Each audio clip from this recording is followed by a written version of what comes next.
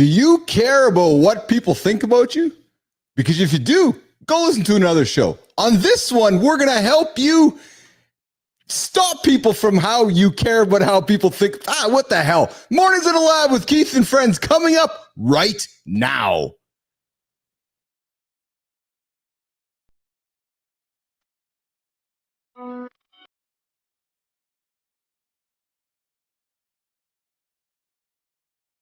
Welcome to Mornings in the Lab, where excuses when something negative comes up. Building muscle, blood flow. Nobody is expecting, John. If your lady's saying that, you're just be entertained by fun over here. How have I slept? Has my sleep been good? Is that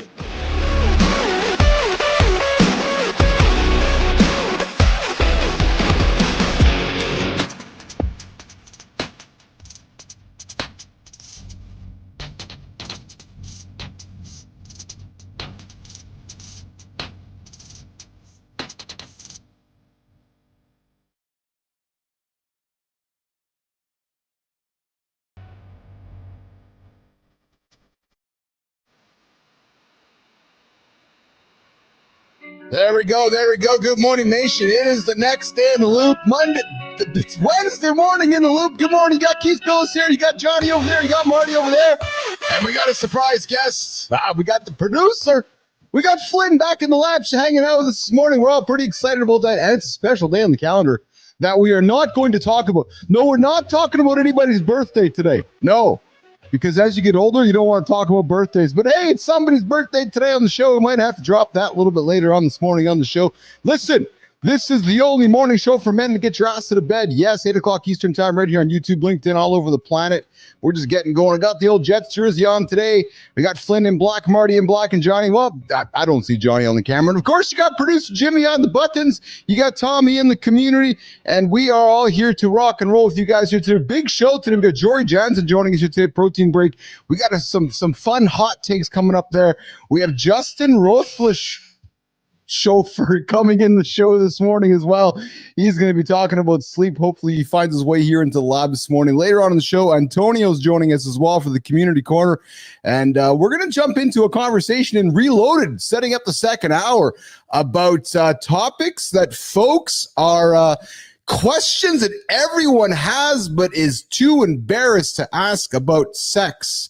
We're going to get into that conversation coming up in the second hour. I figured, hey, Flynn's going to be here. We'll have a good conversation about that. Speaking of, Jimmy, let's bring in the crew, including our friend, Christina Flynn. Yeah. There you go. Marty, Johnny. What's up? Hey. What's happening? What's going on, everybody? What's going on? Flynn, good to have you back in the lab. I'm already having technical difficulties, motherfucker. Yes, you are. I feel like Flynn never left. Yeah, I feel like Flynn never left either. What's going on, Marty? How are you today, brother? Hey, man, another loop. I'm great, man. I can't complain, man. Good, you know? good. So, Marty, I listen. Yeah. I'm the second oldest guy on the show now, and I know we don't want to spend a lot of time here talking about this because we live in a world of a loop where we just repeat things over and over and over and over and over. But Marty, somebody that we know here today on the show is celebrating a special day within his loop. We're not going to spend any time singing about it or talking about it because I know that if I'm in that fellow's shoes, you get to a certain point in your life where you're like, yeah, it's just another moment in the loop. Right, John Anderson? It's like a fine wine. You know, you're worth more. You taste better. You're more sought after. That's what it is, baby. Oh God! Oh, man. You know, you get to that point in your life where the only thing that someone can take from you is good notes. Hey, you know what? We can't just get on here and say happy birthday, John. You know, John got to do the sayings and he got to add some spice to it, man. That's let's ask you a question, though, Marty. Would you like it if I didn't do that stuff? Honestly, I love it, man. It wouldn't even be you. It Exactly, wouldn't even be you. Yeah. exactly, baby, exactly. You know, shit. Where else are you gonna have life fucking summed up and bottled up into the most simplistic fashion you've ever heard in your life? I love it. I love You're it. right, man. Good morning, Dalen. I see you there in the comments. Yes, Johnny's smoking a tuka this morning. Good morning, Dalen. Hey, listen, if you haven't subscribed to the channel, I invite you to subscribe to our channel, the only morning show for men. I see you as well, Sandra Wells. Yes, I see that. Yeah, your president-elect is Donald Trump, and hey, you're hanging out with Keith Bilous, the president of the 51st state here in Canada, and of course, Adam Holroyd joining us from Toronto, Flynn's neighbor. Adam, good to have you checking in this morning. Adam keeps throwing his name into the ballot box for the big $1,000 giveaway we're working on here for the Mornings in the Lab contest here. Johnny, I got to tell you, man, as I was thinking about the show this morning, Marty, and I was thinking about how we were going to officially wish Johnny a happy birthday without wishing him happy birthday, because I know what it's like. So I had to kind of think through my head how I wanted to address it and dress it. And you're right, Marty. We of course we had to have the great commentary from Johnny in response. It couldn't just be a simple happy birthday. Wouldn't even be John if it wasn't. No, I wouldn't man. expect any less, actually. Yeah. You know what though? On my birthday, I probably do the same thing. So yes. Yeah. Hey, so Flynn, do we got your tech issue? You know, when you got these people that want this like their birthday, and they want all this fucking shit, what that tells you is that their life is not giving them all that shit. That's true. That makes a lot of sense. Yeah, That's actually true. Yeah. That does make a lot of sense. Why would one day out of the year matter so much if every other day was so great? The more fucking That's demanding true. someone is about their birthday, usually the more they're missing in their day-to-day life. So this is why I struggle with Christmas and these special events that are manufactured by corporate society. It's like, oh, hey, I now expect you to go and buy me gifts, Christina, because it's Christmas time. And it's we have these false expectations that drive me nuts, right? So And try not buying someone gifts or saying that you don't want gifts. Right. Like we tried to be like with my kids, little, like experiences or sports, like go towards something, but people, there's something in them, they need to do it for them. It's not about my kids at that point. It's about you. yes. So boys, let's take a few minutes to catch up with our friend Flynn. It's been a while. Hi, It's friends. been a while since we've had you. And yeah, What's happening? what's going on? How's the world been? How's life been? How's the kids doing? What's going on with Aaron? Just take a snapshot of a couple of minutes of Christina Flynn's life. Oh, you know what? Everyone's about to leave me doing that. Nobody wants to hear that shit. I just went dark for a bit. I had to I wouldn't say get my head right, but I just wanted to take some time with my family, really. And just catch up with them, get settled, start the first time ever planning what this year could look like with my wife, but doing it not January 1st because New Year's resolution's not into it. Just, a couple weeks beforehand being like, fuck it. Why don't we actually try this planning thing? Let's look at our year in advance and be intentional about getting stuff done that we want to get done. How's that working out for you? Good, actually. Yeah. There's it's weird how quickly things shift. You realize like we have not been watching TV ever at night, and you get so much more done, and you actually connect. Like you find yourself like hugging each other and connecting and being like, yo, what's up? I got this wicked piece for my daughter.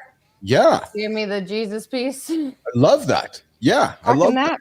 Yeah, man. That's it. It's real simple. Nothing crazy. That's awesome. It's interesting to hear you say that, Christina, because my kids were down in Vegas for with their mom for the Bruno Mars concert at New Year's, and so 17 and 15, and they struck me, Marty. They went to the concert, and they had to put their phones in envelopes. Chris Rock and a bunch of artists started to do that right now. Mm-hmm. And Carter and Piper they loved it. You know what they said to me? Because they felt like they were in the moment, and they're like, Dad, like when do you go to a concert and you record everything? When do you ever go watch it again? He's like, so I found myself, and it was great because kids teaching us again that maybe there's a way to go back to how it was, right? And it's great because Carter and Piper have kids one day. Maybe they take those beliefs to those kids, saying, no, you know what? Let's put the phones away so we can enjoy ourselves in the moment again. So I thought that was quite striking because you got the old guy there going, yeah, I got to shoot everything, got to shoot it all. And you got the 17-year-old kid going, no, I just want to be in the moment, Dad. Like, oh, it's pretty cool. You know what I mean? Well, because you're not shooting it for you. No. You're shooting it for the internet so that they can experience you experiencing it, which is really just to show off that you were there. That's exactly it. It's exactly it. So I find it fascinating how maybe that thought process is changing a little bit. But hey, a week ago, Flynn, I revealed something. So we know that. Listen, we know we're not big fans of resolutioners here on the show because we just live in the loop that just never ends. But however, we know that there's folks that need sometimes a nudge. We know sometimes we need, somebody to lead the way, a shepherd or a leader or somebody that's going to put their hand up first. And Flynn, I know a few months back, you and I talked about this whole idea of, let's just reveal everything. So a week ago, I did, and I started a little journey because the guys out there that need a kickstart, I'm like, I'm going to be the guy that's going to step forward. And I started on my journey of taking a picture of myself in front of the mirror for 365 days, just in my underwear. And this is 7 days into it. Yeah, there you go. He's blurry, but I'm showing it to you because it's hard to see. But I'm working on it, man. I've been eating eggs like a motherfucker. I've been eating protein like a motherfucker. I've basically just chucked all the sugar out of my life. And I have stickers of John Anderson's head and Marty's head all around my kitchen. So anytime I make a decision, I just look at those two motherfuckers and I go, oh no, I'm not going to do that because I need to make a better decision. So I'm doing this for me, but I'm doing this for others as well to inspire others to say, you know what, you just got to start. And Christina, I'm not measuring weight and I'm not putting an end date on it because those things mean there's an end to it. Mm-hmm. So I'm finding this as a great tool to help myself with public accountability. Lauren and I went out to the Jets game last night. I was thinking about making some decisions. And then I thought, well, wait a minute. I got to get in front of the camera in the next 7 hours. I think I'm going to have some water instead. There you go. Right, Marty? That's right, man. That's how you got to do it. That's what me and Johnny taught you. Yes, it is. Yes. I'll give Flynn a little bit of credit. Yeah, and you're you, Johnny, AJ, and so what that camera has done for me, though, boys, is it's extended, and I'm dropping these out for guys that are listening right now because these little tools that help with accountability, like this show, this microphone, this camera. Like when I say something, I don't know how I can take it back. So it's just like me getting in front of the camera. I can't take back what I took the picture of this morning, right? And that's the great thing about age, right, Johnny, is you recognize that tomorrow's going to come and next year's going to come. And it's like, yeah, okay, well, I'll take 365 pictures of myself because I know it's going to come anyways. Hey, Johnny? Well, as you get older, you start to see you can start to see it in the personalities and the patterns of the people that can actually do something every day and the people that cannot. And you can pick them out pretty good with the things that they say and how they, a lot of times it's their knee-jerk reactions to certain situations. You know, like if they have, generally speaking, if someone has some sort of a problem with some sort of a pattern or some sort of like when people start talking about being boring, put them on the other side of the fence because, inside of boring is fucking high levels of success. Inside of boring is fucking sexy. You just got to get through the boring to become sexy. Yes. Yeah. It's so true. And it's not that boring when you enjoy, you learn to enjoy the work. No. Right? Here's the thing. Here's the thing that most people miss is that when it fucking gets difficult, when it gets hard, when it gets dark, whatever adjective you want to put to it, that's where greatness is. But people run from it. The blessing is fucking hiding in there. You just can't fucking see it. And people run from it. And then they got to fucking start the whole process over when it could have been 2 days away. You might have been 2 more days and you were there. Yeah. So the last statement you made is quite powerful when you hang on it, right? Because if you can have awareness in your head, been 2 minutes away. It's fucking it's crazy. Well, that's what I mean about that. Because if you can create that awareness that you could be 2 minutes or 2 days, and I can see Flynn's just kind of leaning into this right now. That you I'm all about that. Yeah. Like if you literally can be 2 minutes or 2 days away from it, you're like, oh my, and it's many ways how I made my decision last night. Hey, Marty, I'm like, okay, do I have that popcorn with Lauren? No, fuck, I'm going to get in front of the camera. I know I'm going to have this popcorn. I'm going to feel shitty about myself in 7 minutes from now. So fuck it. I'm just going to drink my water. Yes, I saw a quote from Michael B. Jordan. He basically said that people always quit when they're right next to that breakthrough, or right next to getting to the next level. They don't realize how many they are. And you hear stories of people that have made it and they're like, I was about to quit. I was about to be done. Like I was considering it, especially actors, actresses. They're like, fuck that. I was about to go. And then I got that call. Like, what if that call was right there? So that helps me. I always tell myself, well, like, you one post away, you're one workout away, whatever it is I'm doing. Yes. So I always do that. Yep. Yes. Well, the crazy part about this is so many fucking people do this and they don't fucking even register they're doing it. They'll tell you all day long, yeah, this is the concept, but they repeat this process. Like they understand. They can have the conversation. They can have the conversation, but they can't actually do it. They know, but in that darkness, they can't take the next step. Logic and emotion are not the same thing. Yes. Yep. You can apply logic and justify everything. Well, we can call it whatever we want to. The question is the motherfucker taking the next step? Exactly. Well, are you doing the hard thing? And I think today we talk about this, like, the way that our brains are wired, the way that our brains are fueled, they're trying to do every single thing possible to walk away from the least bit of hard. And when you realize that your brain is trying to get you to do that, especially as a competitor, my head goes, fuck that. I own this shit. I'm the captain now. I'm not going to let my brain say, no, you're not doing something hard today.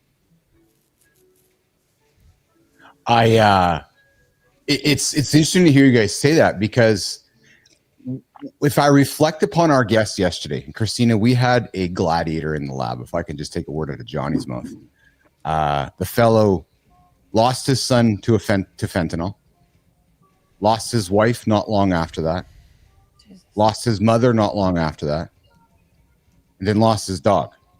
Yeah, dog was in that mix too, unbelievably. So That's Christina, crazy. Christina, you know what he did though? He fucking got up and got after it. And he did not let Jeffrey Johnson, good morning, my brother, we love you, man. He didn't let the first strategy stop him. Didn't let the second strategy stop him. Didn't let the third one or the fourth one. What did he do, Johnny? He put all those strategies into purpose, and he's turned it into his purpose and his meaning in life, right? And his North Star and his radar and you know what, boys, Johnny, Marty, I'm gonna tell you guys something. I got a text from a buddy yesterday afternoon, who heard that episode, who said, holy smokes, man, I had to call you, Keith, because I've been going through some shit in my life. And some of the things that Jeffrey said just prompted me to want to call you to say that I guess life isn't as bad when you put yourself in the shoes of somebody else. Oh, Hey, yeah. Johnny? Yeah. Oh, yeah. I mean, dude is a goddamn savage. No question about it. Yeah. I mean, Marty? there's not many people on the planet that have even had a string of events like that for us to even create a case study, if you will. You know what I mean? Most people go through a third of what he went through, and they crumble. Yeah. I was going to add that, it's funny how when you see people who don't have a purpose, those are the ones who, want all the gifts on their birthday, like we were talking about earlier. Those are the ones who turn into drugs. Those are the ones who end up making a bad decision. So just having a purpose can keep you off, going off the rails. It's crazy how that simple concept is so important in our lives. Well, and Marty, I mean, you can speak to that, Steve. Yeah, that's what this show is all about for you. Absolutely, Flynn. You're absolutely right. And you know what? And AJ said it really, really well yesterday when he's like, people wake up and they go, I don't want any stress in my life. And he's like, no, you do want stress. I'm the mental performance coach. You want stress because stress gives you purpose. Stress gives you reason to get up and go, I got to get after it. So, we obviously don't want to overload ourselves with killer cortisol and killer stress, but having some stress, having a purpose. And I've said this enough times. Good morning, Scott. I see you there in the comments. I've said this to Flynn enough times.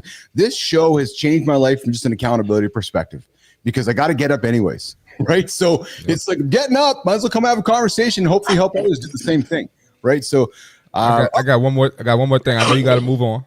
Do it, brother. But I had a conversation with somebody yesterday. They were basically saying, like, how do you stay so positive and how do you keep going? And I told them, I said, once you hit rock bottom a couple times, it's like you kind of like see the light, and it's like, this is a place I've been to before, so like I said yesterday, you're either going through an obstacle or there's one on the way. So when you realize that and you have a purpose, it ain't that bad.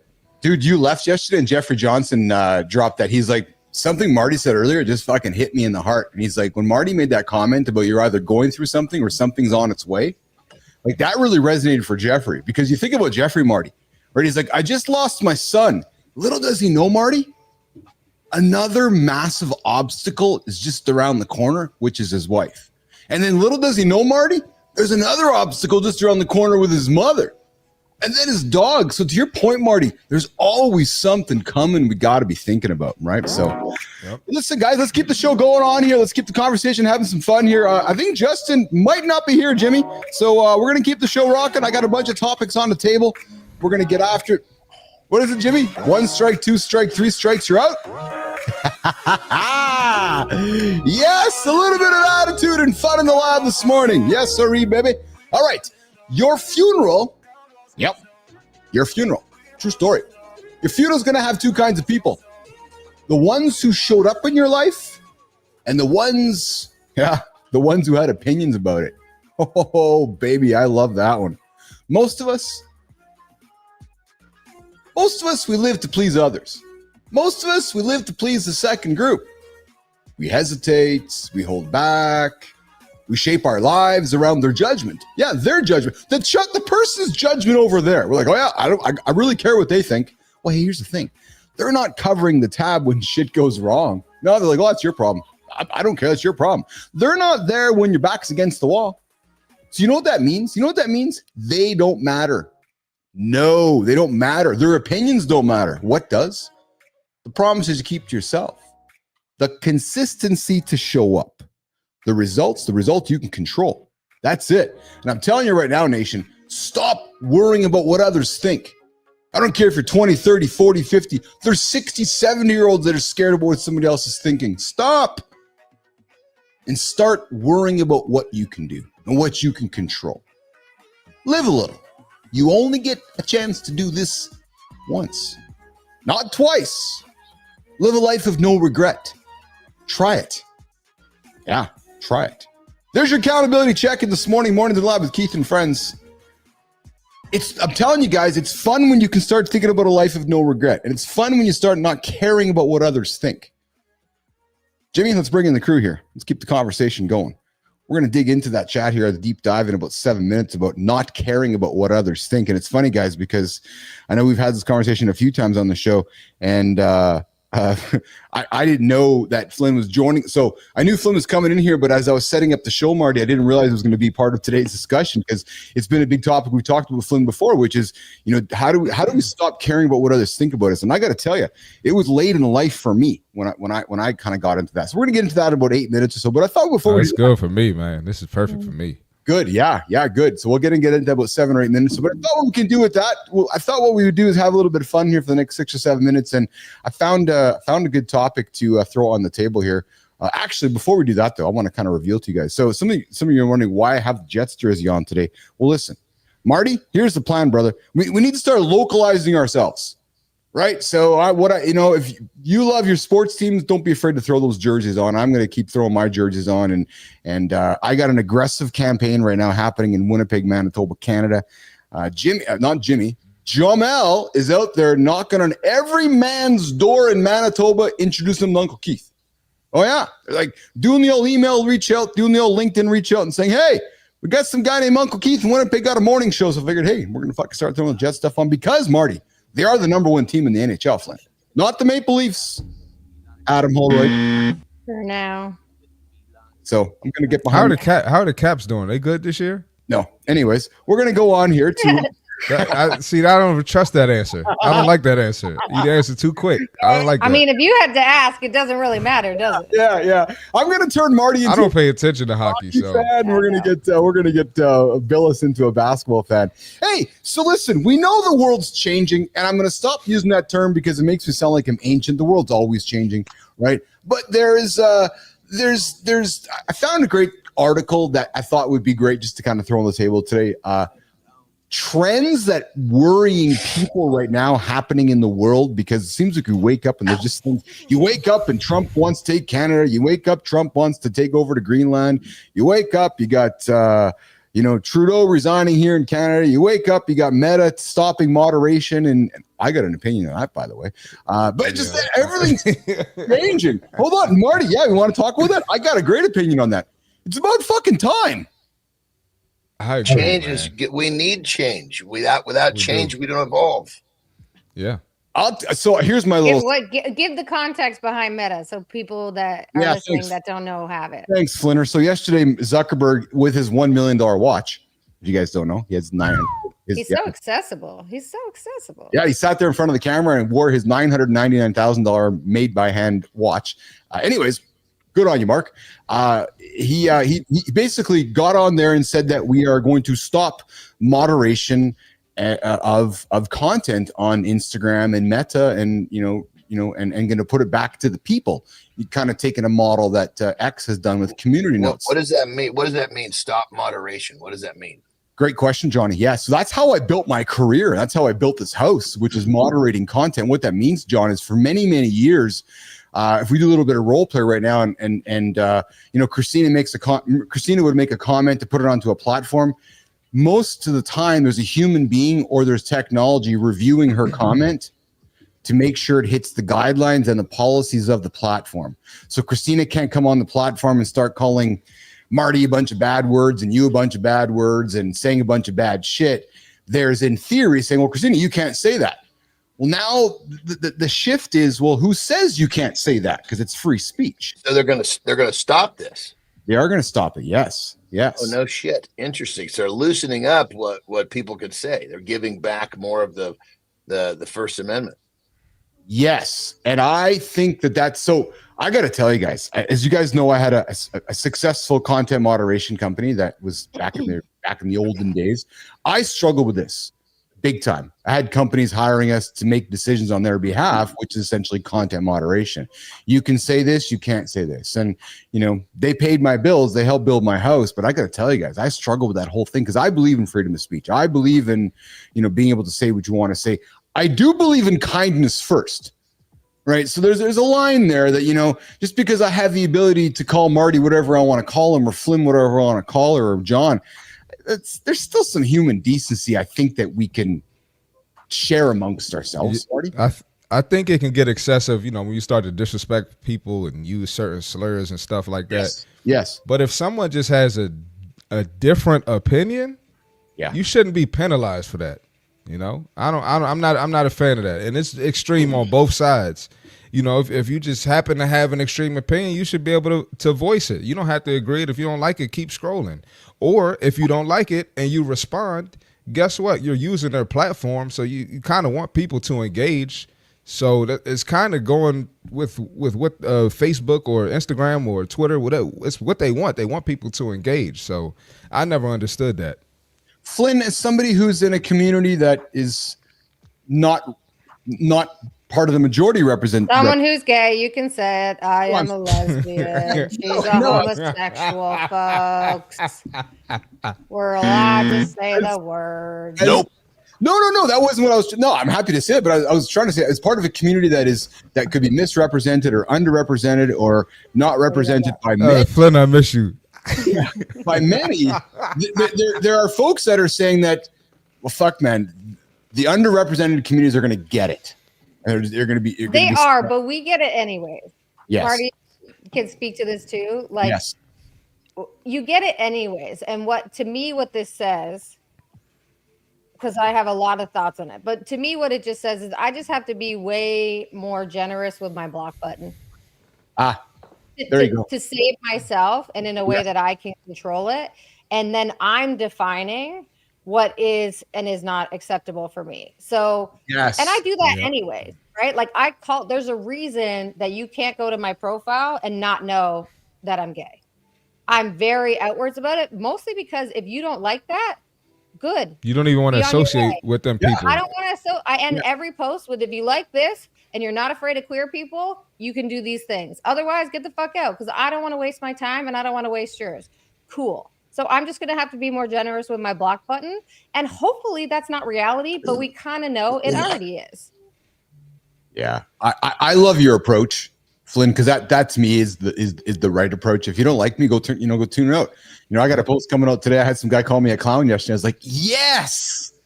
Because if you're talking smack, I'm on the right track. Like, I'm a clown then. Good. I'm a clown to you. Somebody else thinks I'm a pretty good dude. So if you don't like me, good. Go like somebody else. That's awesome. No sweat off my back. Yeah. If your name is in their mouth, you're winning. But the key is, you don't need to acknowledge it. You just keep winning. Yep. Yeah, you just block and go. The people that fucking stop their momentum to engage really don't fucking get it. So that's a practice. You know that. And that takes time. Let's say it again, Flynn. Everybody's talking at the same time. That's a practice. So like I'm getting much better at that, but I feel like I've needed to take reps on that, because the first time it happens, you go, oh God, that actually hurts. And why does that hurt so much? It's always a reflection of me. It's not a reflection of them. Yes. So then I have to go, if this is bothering me so much, why is a stranger on the internet saying fucked up shit that I've heard before bothering me so much? Right. And this is my thing. When I get to a point where people are talking smack on my post, one out of all the shit you could have done today, yes, you clearly don't have anything important to do because you're on my page. Now that I know that I triggered you, I'm going to engage, and now I got power over you. You're about poking the bear. Yeah, I'm going to poke the bear. I'm a bear poker for sure. So I love it. But the devil's advocate of that, Marty, is why not take that energy, do something that moves you forward, that creates more momentum, and that person's going to speak up again. You're going to poke him by taking another step forward. He's stopping you from that forward step. Well, you're right. Poke him by making another better video because he inspired you because you know you got him. Well, I'm gonna do that too, but they're gonna come to the next video as well. Shout out in the next video. Give him a shout out in the next video. They're gonna engage with the next video. You said 2, right? Which is perfect. But think about it like this, and I'm just playing devil's advocate. This is the way I run my ship, right? If I'm doing that 2, that means I've split my energy. My energy is designed to take me forward where I want to go as efficiently as possible. And if I split it to engage with someone that, has a negative stance, then he's actually taking a piece of me. Well, I see what you're saying. I don't think it takes a lot of my energy to do that just because I'm naturally just witty and talk trash. So it really don't take my energy. I'm still naturally hilarious. I'm just going to do what I do. So, thanks, Flynn. So Jimmy, we're going to get to the accountability check-in in a second here before we get to, the see Marty Fitt tip in a second here before we get to some strategy. And this is great because in many ways we're talking about strategies to stop worrying about what other opinions, and it kind of weaves itself together. But Flynn, a quick question for you I want to ask you before we get to Marty. Flynn, I love the fact that you said, I'm happy to press the block button, which I respect and I love. But I want to invite you to think about it, or I want to be curious about how you could think about it differently. While yes, the block button is a shield. While yes, the block button protects you. Is there a point in your journey where you become more open to not hitting the block button so you can be more curious about what somebody's thinking and saying, so that you're not just getting into a tunnel and an echo chamber? Because I've gotten to know you well enough, right? I know you're not about echo chambers, and I know you're not about just self-serving. I know you're all about different points of view. So there's a balance there, isn't there, Flynn, on block? I have 2 approaches. If you're going to call me something nasty and use a name that you shouldn't be ever having in your mouth, you're blocked. I don't give a shit. Yes. I'm not wasting my time. Yes. If you have a difference of opinion, and it might be derogatory, and I might not agree with it, I'm going to kill you with kindness. Yes. And I'm going to want to know more. Gotcha. And I'm going to say, tell me about that. So the block button is simply just for absolutely unacceptable, no chance. You're not saying that word on my page, because also as somebody who has a public comment, that also is going to trigger a lot of people. And that's not necessarily my responsibility, but that's my space. Yes. My space and my brand. So if I allow people to call me fucked up shit and I don't do anything about it, I'm also leaving that there for people to see and be triggered. Yeah, which again, Johnny probably has an opinion. It's probably not my responsibility. It's a great conversation. It's a great conversation because the way I look at it, the people that come to me that I want to work with, they register the fact that when people are talking smack, you're on the right track. So without that, I'm not as valuable, because when the people that I want to work with, they know that you're going to ruffle a lot of fucking feathers to go down the path less traveled. So good, let them fucking do it, because the people that come in that I want to work with are like, man, you really got their goats. That's what they'll tell, when they're talking to my team coming in. And the idea is just the fact that, the average person, we're challenging the average person's beliefs. Well, we want to work with people that want to be extraordinary. So when the ordinary revolts, that means that we're in the right space, and the people that we want to work with are drawn to that. Product market fit with your business leader, John Anderson. Yeah, right there. That's Johnny, that's fucking business nugget you're dropping there, man. And guys, you're tuning in going, what are you talking about product market fit? Look no further than Taylor Swift. That's the perfect business case for product market fit. And that's exactly what John Anderson's talking about. You're either in or you're not. And you're in. If you're not, go somewhere else. It's actually not more difficult than that, frankly. And as the business owner, you don't want to waste your time with people that aren't in. Exactly. That's it, because you look at the character of the people that are talking smack, they're not people that you would serve anyway. Yeah, exactly. You're not going to get their money anyway. That is true. There you go. Marty, man, we could talk about that all day. We got to talk about that again, because I got shit to say, but I know we got to move on. But no, let's come back to, because we'll weave back into worrying about what others are thinking about you, because I know it's an issue for many folks going, I care. No, you don't. Marty, get after it, brother. Yeah, let's get it, man. Get off the screen, John Flynn. Keith, get off the screen, man. Let me do my thing, man. Get out my way, man. All right, we got the fitness tip for today. Simple. Learn how to look in the mirror. I know you're wondering, this is fitness. What are you talking about, Chris? I said what I said. Look in the mirror. So literally look in the mirror, look at yourself, look at your body. If you don't like what you see, something needs to change. Now, this is for the people who have tried multiple things. You tried the 30-day challenge. You tried 75 hard. You tried the Daniel fast. You tried the intermittent fasting. I could go on for days. All right. You tried all of this stuff. Nothing worked. Or you had a personal trainer. It didn't work. Right. If you tried 10 things in 2024 and none of them worked, you got to learn how to look in the mirror. The issue is you. Now, maybe you're not sticking with something. Maybe you're not disciplined. Maybe you're not consistent. Maybe you're half-assing it. Maybe you're not giving intensity. But it's up to you to find out what you're doing wrong, because there's no way that other people got results from this when they stuck with it and you're not getting results.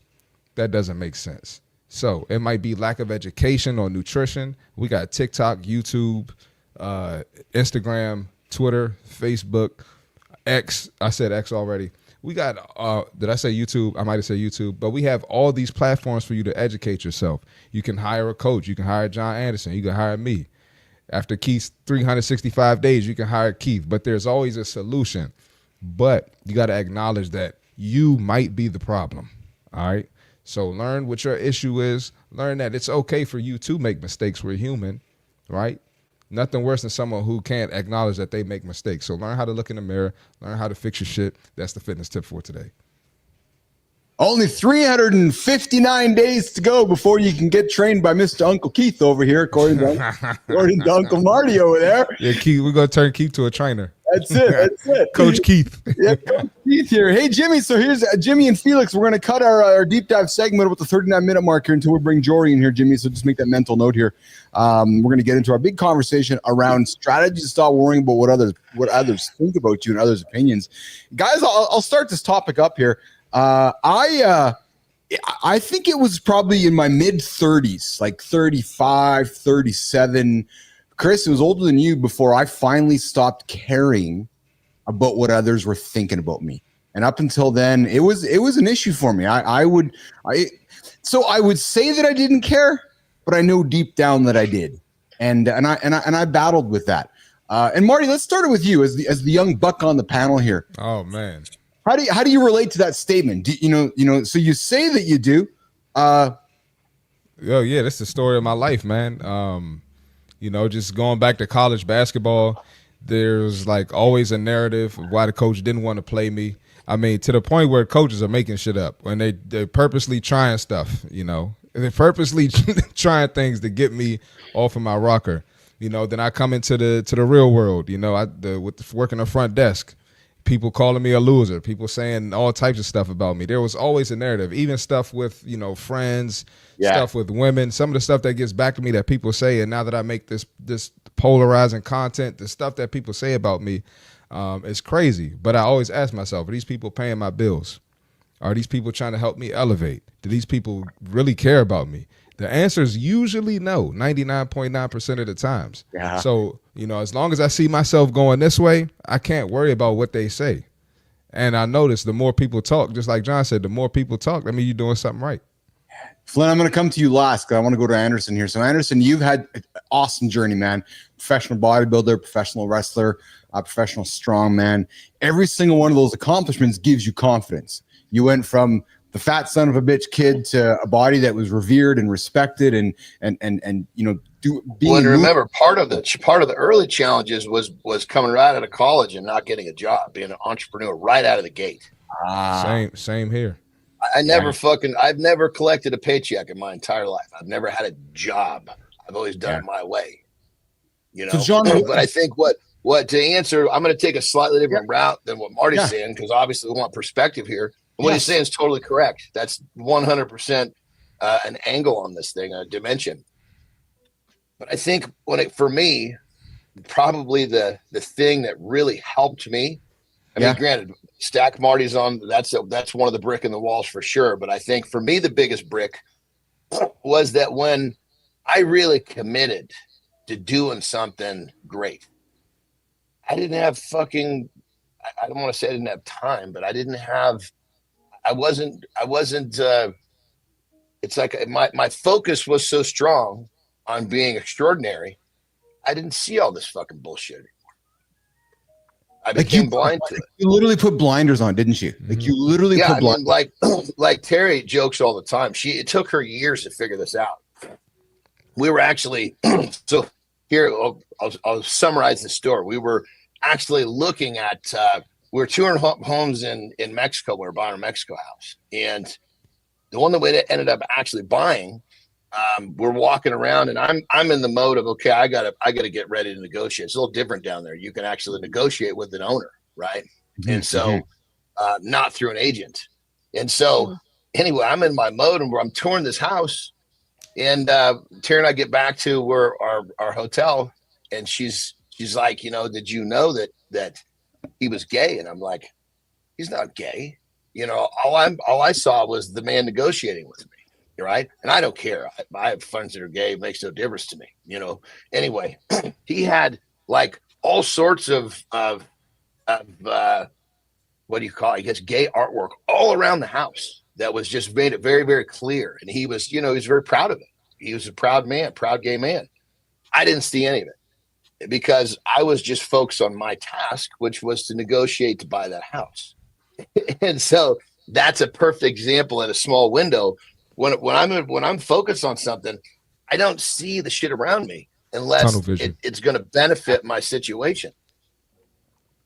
Yes, sir. And so when I started focusing on, when I was younger and I started climbing my ladder, when I'm trying to build businesses and trying to build athletic careers, I just didn't see that stuff. And it made it really easy because if you're truly laser focused, it's very difficult to see that shit. So I guess in many ways, when I look to you, Flynn, because we've had this conversation often, and I love having it with you, which is, Flynn, is there a way for you to say to yourself, I'm going to take the John Anderson approach and just put all the blinders on and find a way to not care? Does that work? Or is that easier said than done, Flynn? I mean, it's easier said than done. I think a lot of this stuff is, one, having the bigger purpose, two, realizing what are you missing by focusing all that energy on someone else. And as you were talking, I wrote down, like, if you crave for external validation, you lack self-love. Yes. Because you are looking for somebody else to tell you that you're worthy. And that's something that I've struggled with all my life. And I didn't know it. Until I'm like 40 years old going, oh shit, all my drive, all of the the things that people look up to me for, I wasn't doing any of it for me. I was doing all of it to get the external validation of how great I am. And the only reason I need that is because I don't think I'm that great. Otherwise, why would it fucking matter? The things that I would do and have continued to do throughout my entire life that would blatantly fuck myself and my family over for somebody else's benefit is wild. But I didn't see it like that. I couldn't see it like that. And then when it became obvious how much I just fucking hated myself, I was like, oh, that's why I do all this stuff. Because everyone else is more important, because I don't think I'm worth shit. When you think about it in that terms, and you think about this is not these actions, these like the desperation, it has nothing to do with the other people. It's everything to do with you. I in many ways can relate to that, Flynn, because I was going through my journey building ICUC. I struggled with my old imposter syndrome stuff too, wondering if what I was doing was good enough about it, did I know what I was doing? It wasn't until people started recognizing that, okay, all of a sudden you land a client like Coca-Cola or Novartis or Air Canada, and they're like, yeah, this guy's the leader. They're like, oh, they're listening to me. Oh, I guess what I'm saying is providing value to that person. It took me a long time to figure that out, Flynn. Right, because yeah, and that's a product, but that's not you. No, I know. Like even if nobody bought that product, you are still worthy of everything. That's the part that's really hard. Yes, but that's my point, is because I associated myself with that, right? So then when I got out of that whole business, and all of a sudden I woke up one day going, and it's like athletes, right? You wake up going, hey, wait a minute, I was the one in Pagette on Friday. On Monday, I don't have the jersey anymore. Who am I? Right. So it was that old adage of not only not worrying about what others think about you, but you're waking up wondering who you are too. Yeah, it's your identity. And I mean, as an athlete, I don't know if this resonates with you, Marty, but that was something I learned really early. I learned I was naturally athletic. And so I stuck to athletics because that's what got me the attention. That's what had my parents talking about me. That's what had my entire family knowing about what I was good at. And then I got the sexy job because the job made me worthy. All of these kinds of things, they're all just external validations and all just desperate attempts to be told in certain ways that I was worth something. I would over deliver to a client. And it is the number one thing my clients say to me when they talk about fear around building their brand. The number one thing they say, I don't know why I care, but I keep thinking about my colleagues and my old team members at my old job, thinking about judging me when they see me online. Like that's what they care about. They're not focused enough. They're not. Focus on what you're doing, and you fucking forget. You don't see all that shit. Yep. Fucking asshole Dan. You care about what Dan has to fucking say? Oh wow. Yeah, they got to dial in. He doesn't give a fuck. Yeah, but we do, and it's an issue that many of us still have, is we worry about what others think. And the message today is, and I think John said it best, right? And even Marty is where you put your energy is where it matters, right? So if you can find a way to put the energy into your own mirror, and find a way to self-love yourself first, and then put that energy into only worrying about what you're focused on, you're going to find a way to quickly erase everybody else's opinion. Johnny. One little thing too that you said, Keith, that obviously this is just referencing imposter syndrome. People look at that as a bad thing. Flip the fucking script. When you got imposter syndrome, that means you're fucking pioneering a new path. That means you're in a new place. You're in a new room. And new is good because that means you're fucking going. So when people are talking about having syndrome, imposter syndrome, maybe you should be thinking, fuck, I don't have it. I got to get off my fucking ass. Yeah. Or you can live a life of regret, and you can sit back, and that's my drive every single day, guys. When I get up every single morning is going, I'm privileged right now to be able to do this. I don't want to wake up one day going, fuck Flynn, why didn't I do that? Or John, why didn't I do that? Or Marty, why didn't I do that? Right. So, but listen, let's keep the show rock and rolling here. We got Jory Jansen in the protein break. I guess we're going to do some hot takes with Jory. We're going to come back after John's lifestyle tip. And I got a series of questions. We're going to throw them on the table. We're going to go around the table and create some fun, quick hit responses and have some fun with it. Okay, let's do that. Johnny, you're up. Marty, Flynn, Jory, we're coming back here in less than a minute after John's lifestyle tip. Let's do it, Jimmy. All right. What you need to think about is what you're doing. You got to stop worrying about what other people are thinking about what you're doing. Because if you're worried about that, you're not focused on what you're doing. You hear me say all the time, if you're there talking smack, you're on the right track. You hear me say, if your name is in their mouth, you're winning. Well, just remember this. If they are talking behind your back, that means you're already ahead of them. Keep fucking going. It's that simple. Rock and roll. Oh, Marty. Marty? Johnny, that is gold. If they're talking smack, you know you're on the right track. Johnny, you got to drop that nugget again, man. If they're talking behind your back, say that again, Anderson. If they're talking behind your back, that means you're already ahead of them. Keep going. You just made that up. That's Golden, good. Yeah, man. that's real good. That is gold. Yeah, there was a pretty long pause before I spit that one out. Just made that up. I was trying to put that into words that was going to make sense. You did it. I knew you just made it up. I knew you just made it up because we didn't hear that one yet. I think we heard all your stuff by now. We're gonna hear it a lot more though. I'll tell you what.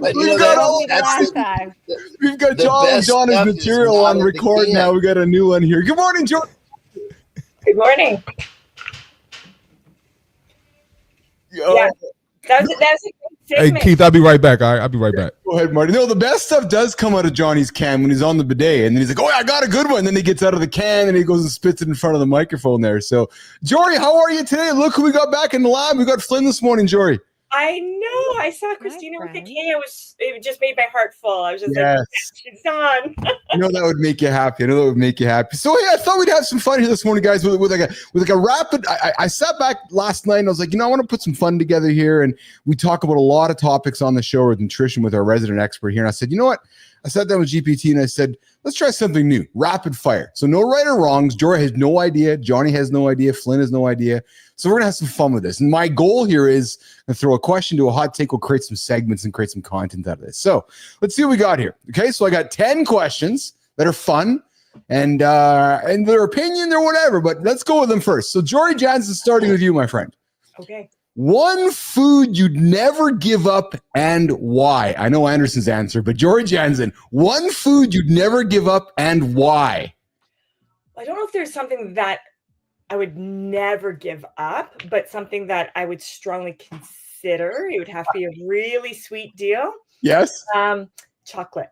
Oh, I noticed the keyword sweet there. So the food you'd never give up and why is going to be chocolate. I got you, Flynn. Yes, we'll do that for sure. Is that it's something that I enjoy. Yes. I can also find the good out of it, right? So I can choose the milk chocolate because it's in the moment and it's something just I enjoy. Yes. I can also choose, a 97% dark chocolate and know that there are some health benefits out of it too. I can do the good, the bad, and the ugly. But at the same time, it's something that maybe as we learned over dinner, I knew this before dinner, that my husband is not a chocolate fan. Yes.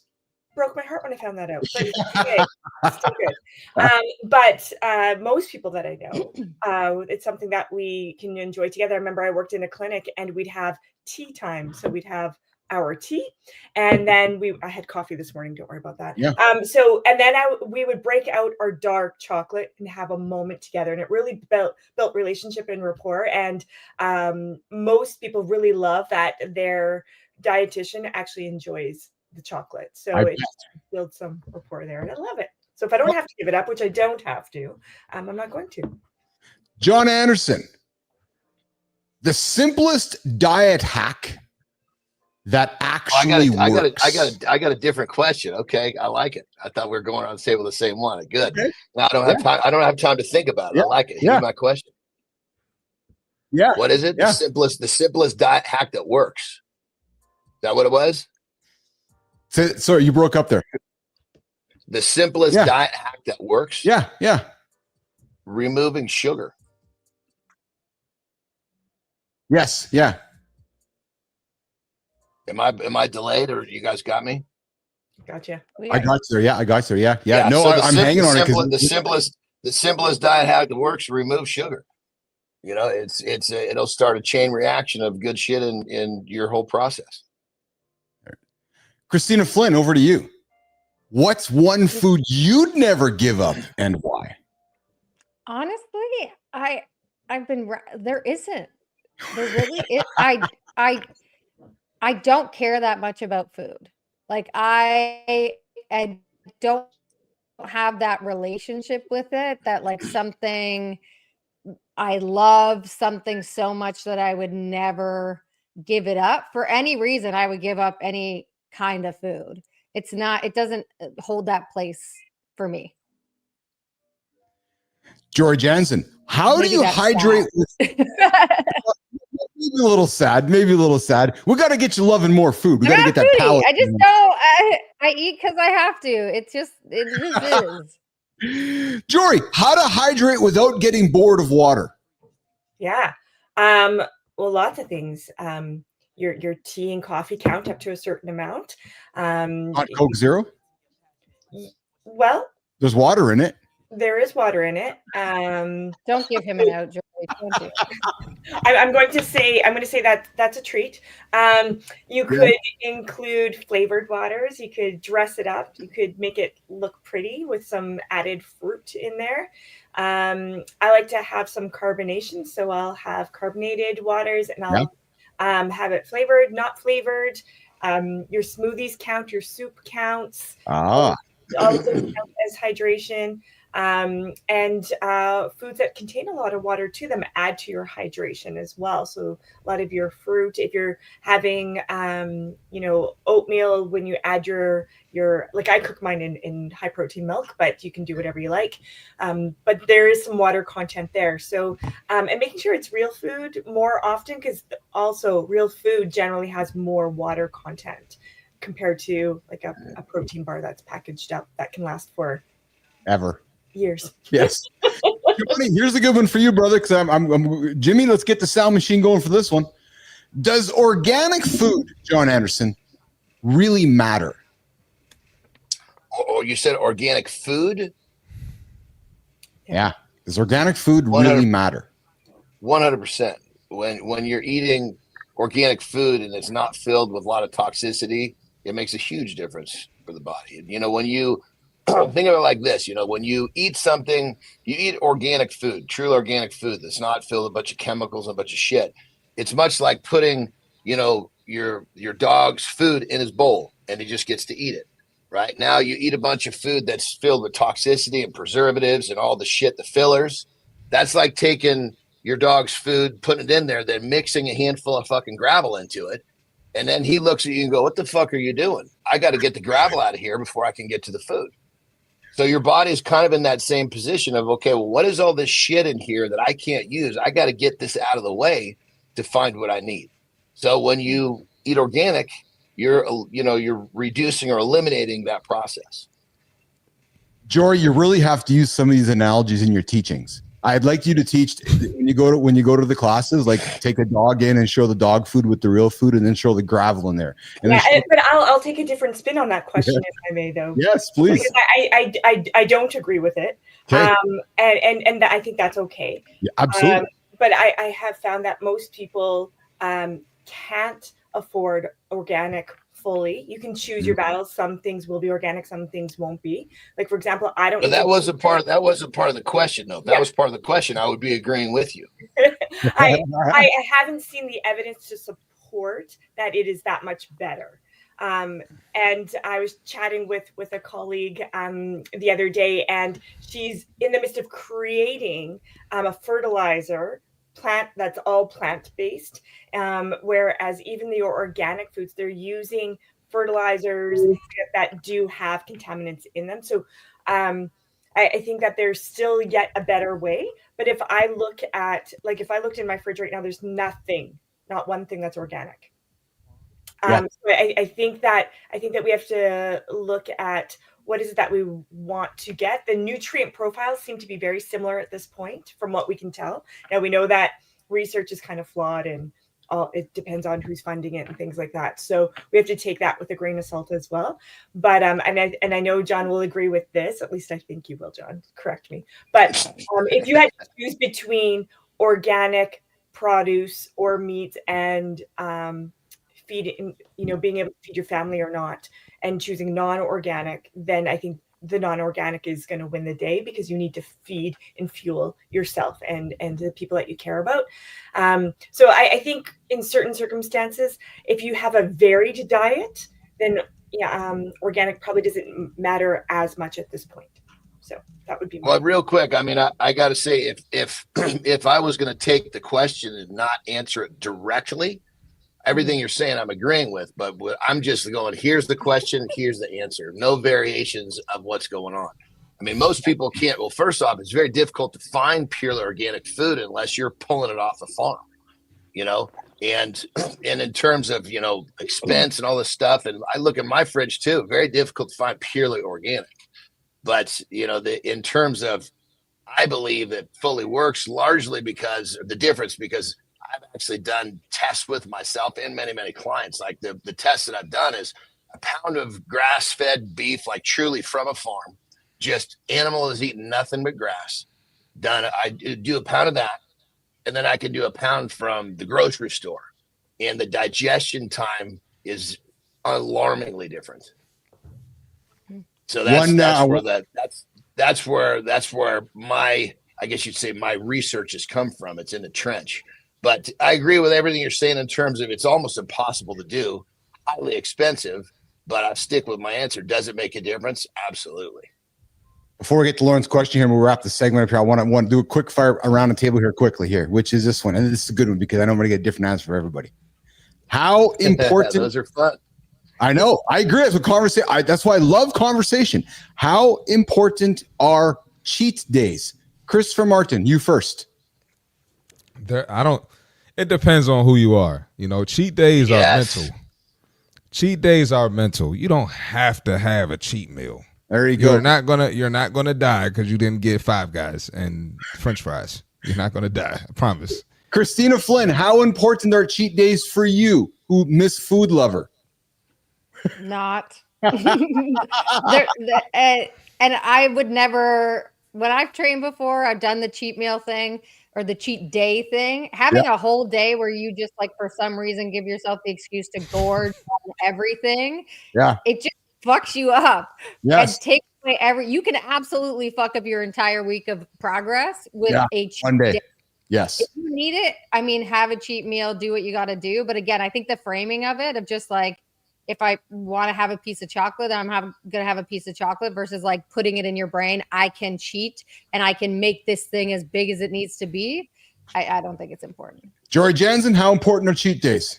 Who are you cheating on? I don't like the word cheating anyway, because I think in a relationship, good, with your life partner, with friendships, with your children, whatever it might be, cheating's wrong. So I don't cheat. Oh, I like I think that including treats, I think language is important. Yes. So the relationship with others, we say language is important. I think relationship with ourselves, because everywhere we go, there we are. So we might as well just have a language that builds us up versus tearing us down. So I don't agree with cheating. Love that. Yeah. You teach me something all like that. Love that. Everywhere you go, where you are. I kind of refer to that as like a splash. You're going to have a calorie splash, right? Yeah. It's an extra.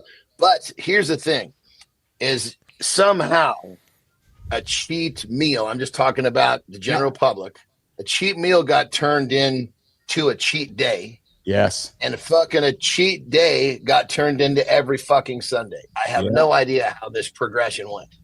And then January 1st. Yes. And so and people wonder why they're having a hard time making progress. Well, if you're subscribing to any level of what I just said, it's going to be difficult. Yeah. If I can just summarize, actually, Lauren's got a quick question for you guys here quickly. Jimmy, if you can throw a question up there for Jory and Johnny quickly if we can, is does choosing organic produce not reduce your toxic load? Jory? Yeah. So if we look at black and white in the long run, it can slightly, it depends on what you're doing, right? Yes. So it's not just it's not just the produce, it's everything as a whole. So any little change that you're going to make, I'm going to say is, yes, there's going to be some benefit, but it's as a whole. And there's going to be certain produce that it doesn't really matter that much. Yeah. So if you look at berries, yeah, I mean, what's protecting them? You're not peeling the berry, at least I'm not. Whereas something like a banana, you're peeling that away. And so is there going to be some benefit overall? I would say yes. And I think it depends on where you live too, and what the standards are in your country. But in Canada, I feel pretty confident and safe in terms of a variety of foods should allow for you to stay healthy and not have the toxic effects. I would look at more of the other additives that are coming into our food systems. Yeah. Good feedback from Jory Jansen here, and great question from Lauren. Thanks, Lauren, for that. Jory, thanks for hanging out with us today for the hot takes, some fun conversation. And here's my goal. My goal is to cut this up in some little segments. Going to get it over to you guys and get them circulating. So I think these are topics that people wonder about, right? And they're good, quick hits that make folks curious. Can I hydrate without water? Yeah, you can. Is a cheat meal good? And Jory, I love what you just put out there, right? Maybe we want to reframe the word cheat and just remove the word cheat altogether, because cheat, to Johnny's point of view, is a negative.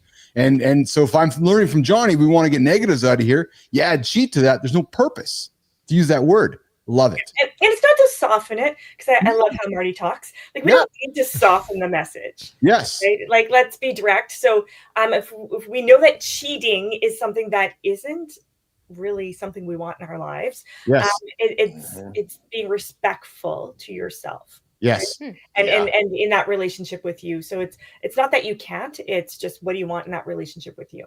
Speaking of relationships, I because we're all family here, I gotta throw some love on the table. We were all having dinner last Friday, myself, Jory, Kurt, and Lauren. And you guys haven't seen the photo here, but Marty, I gotta tell you, man, we were having some laughter. And you know how you meet people sometimes you don't know what to call them. You're like, what should I call them? And so Jory's like, Keith, do I call Chris Christopher, Chris, C Marty, and Jory? I just heard you drop Marty, so. I thought you would catch that. Finally got the confidence to say, okay, I'm going to drop his name, Marty. So there you go, Marty. Jory's like, okay, I'm on good terms now. She's like, can I call Marty? I'm like, yeah, fuck, call him Marty, man. I think I've named him Marty, but yeah, he's Marty. So there you go, Jory. Good job there, kid. You're welcome. Yeah, no, it was true. As Keith would say, true story. Yes. And we were sitting around and talking. Yeah. And I was like, I don't know what to call, because I know we're not like besties, but yet I feel like we're more than just strangers. So what do I call you? And then there's Christina with a K, because I just love that. So and it was like, is it John? Is it Johnny? I'm like, I'm just gonna call you John. That's it. Whatever works for you, Jory. That's it. Whatever works for you. All right. I know Marty's got to get to work. He's got to get over to the gym. Jory's got to get on with her day. I appreciate you, Jory. You dropped some nuggets here today, and I'm taking that cheating thing all the way to the bank. It's out of the dictionary here in the lab, so I appreciate that, Jory. I'm gonna take it out of my vocabulary too. I like that a lot. And what was John's earlier message? It was recorded. Oh yes, if they're talking behind your back, they're already behind you. Yeah. No. If they're talking behind your back, you're already ahead of them. Keep going. Yes, something like that. But it rhymed. We'll have to replay it. It rhymed. The first slogan. It the rhymed. way you so confidently repeated that too, Keith. You just fucked it up. Hey, John, I'm gonna help you make it rhyme. We're gonna come up with a rhyme for it. I got you. Let's go, baby. Let's go. Thanks, you guys. Oh, enjoy your day. Okay. Marty, enjoy yourself. Hey, Johnny, listen to this. Yes, sir. Oh, we got that sound effect coming in here. Flynn's got a okay. Yeah. Hey, damn, I'm gonna miss it. All right, I see you, Flynn. All right. I got to jump too. Remember, Keith? Yeah, I got to jump too. Remember? You go, buddy. It. I got you. Guys. Bye, John. Have a great loop. Enjoy your day today, pal. It's a special one for you, Johnny. We'll see you tomorrow, okay? Thank you. All right. Johnny's out of here. We're keeping the show rolling here, myself and Flynn. Hour number 2, but Flynn's got the brand bites. We've missed it. She's got something to say, and we're going to cut it right now. Get after it, Flinner. Let's go, friends. All right. I'm just going to say it. You don't love yourself. Let's just call it what it is. If you're chasing external validation, it's because you don't love yourself. I've been there. Trust me, I've been there. Waiting for likes, checking for comments, refreshing to prove that I was enough. But the truth that actually hit me, says here like a fucking freight chain. I wouldn't say that. No amount of likes or applause will ever fill that void. I promise you. Why? Because you're outsourcing something that's only going to be able to come from within. The problem isn't that the world doesn't see you. The problem is that you don't see yourself. You don't love yourself. And until you do, no amount of external validation will ever feel like enough. So here's what I want you to hear today. Stop waiting for others to tell you that you're, whether directly or indirectly, giving you the pat on the bum. You don't need it. Start deciding that for yourself. Number 2, look at what you're chasing. If you find yourself doing this, actually spend the time to look at what are you chasing? What is the real need behind what's underneath all this? Is it recognition? Is it respect? Whatever the answer is, give that to yourself first. And third, post, share, show up for you, for your own group. No claps, not for the comments, not for the claps, for the person that you're actually becoming in the process. Because building a brand, building your self-worth, it's not about proving it to everyone else. It's about proving it to you. It's about learning to love yourself so deeply that the world has no choice but to see what you already know. Yes, it really is that simple. I have entered my no fucks era, and I promise you, if you take today's brand bite into account, you will be one step closer to entering yours. You got this. But I love it. I love the nugget she drops here, and I thought that we'd pivot to another conversation around this here in a second. Flynn's been a fun first 75 minutes with you again, having you back on the show. Mm-hmm. Yes. I missed you. That's a good conversation with Jory there about some good stuff there. But hey, I forgot Johnny had to go here today. So I'm going to throw the 7 sex questions everybody has, but is too embarrassed. I'm going to throw them on the table for another topic here. I want to make this discussion. You don't want to have the 7 sex questions everyone is too embarrassed to ask with me? Well, I do, but I think we're going to do it another time with the rest of the gang here. So what I do really want to do is I want to cut some great content with you regarding something I know you're immensely focused on this idea of personal branding. And we got guys listening to our show, men waking up in their 40s and 50s and late 30s going, oh, fuck, I got to get a personal brand. I hear about this personal brand stuff and I don't know what it means and I don't know how to build it. And I'm largely lost. And I thought what we can do here today, Flynn, for the next 12, whatever number of minutes here before we get to the community corner is how to build your brand in 3 easy steps. More importantly, Flynn, and just for the cut here, Jimmy, how to build your personal brand in 3 easy steps. And maybe what we can do out of this, create ourselves a nice little segment, cut some content up for you to get on the platform. But Flynn, we're starting the year. Folks are hearing about you. Folks are learning about this personal brand stuff. Again, our audience of men. Let's just go back to the early stages of why it's important to have one, why we want to be thinking about one in 2025, and then how we can go about building one, Christina Flynn. Should we do that? Yeah, let's do it. I'm in. Awesome. So let's get into, first of all, it's 2025, beginning of the year here, beginning of the 2025 loop. Folks are like, okay, I keep hearing about this personal brand stuff, but I don't know what the hell it means. Why do I need a personal brand in 2025, Christina Flynn? Listen, you needed it in 2024. You needed it in 2023. So why do you need it in 2025? What does it mean? Like, what's a It means leverage. So when I think of personal brand, a lot of people don't like that term. And again, we talk about language is important. Sure. Yes. I don't think about personal brand. I think about personal asset. What I am doing is I am building an asset that I can then leverage for my purposes the way that I want to. So in that sense, I'm saying, cool, I'm going to build a LinkedIn profile. With that, I'm going to build followers. I'm going to build a community of people that are interested in what I have to say. When I have a community of people that are interested in what I have to say, I have leverage as to what I want to do. I have leverage in terms of distribution of my message. I have leverage in terms of selling my products and services. I have leverage in terms of sending and giving a message that is powerful and personal to me. I have leverage. And without that, I don't. I am dependent on everyone else for everything I want to do. That's the simplest way. And you're depending on everybody else to create your narrative, what they may want to think of you, right? 3 stories. There's 3 types of stories. There's a story that other people say about you. There's a story that you say about yourself. Then there's the actual story. What actually happened? What people say about us, we can't control whatsoever. The story that we tell ourselves is typically the most fucked up one because it's not reality. Based on neuroscience, it is a reality that our brain is presenting to us based on previous lived experiences. So if you have shit in your background, which we all do, the things that you're telling yourself over and over and over again, the type, I'm not that kind of person. Oh, you know, like I'm kind of lazy. Oh, I'm kind of this, I'm kind of that. Those are the stories that you tell yourself every day, and they're not real. They're just based on your lived experiences, but they don't necessarily represent who you are.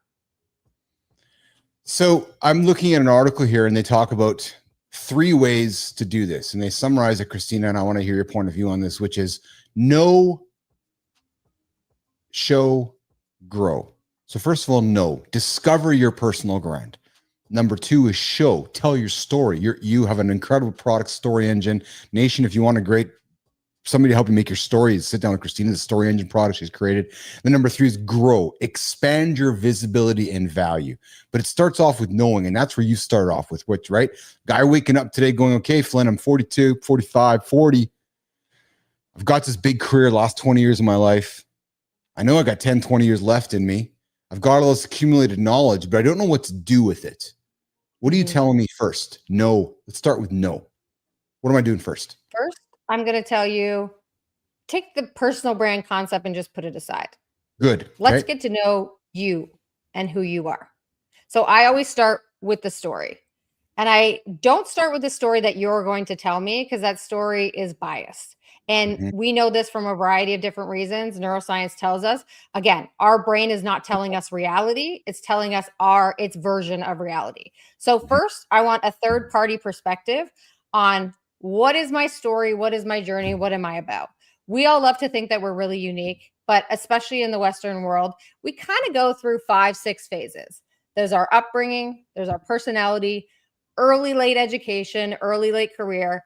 Where are you now? And then catalytic moments or canon events. Who are the people, the places, the experiences that shifted the trajectory of your life? Looking at those things independently, they might not mean much to anyone.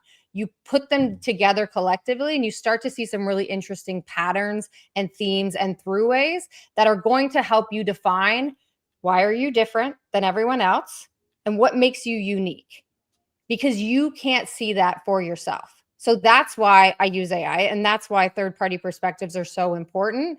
We talk about this all the time. If you sat here and you told me what are your accomplishments before we did Story Engine, what would you have said? I built and sold the company. Cool. I know a lot of people that have built and sold a company. Exactly. Right. And that's the problem, right? Because it gets more deep. Why is the way that you did it interesting? Yeah. Why is the way that you approach it? What is your perspective? We don't think about the things that we do every day, especially as professionals.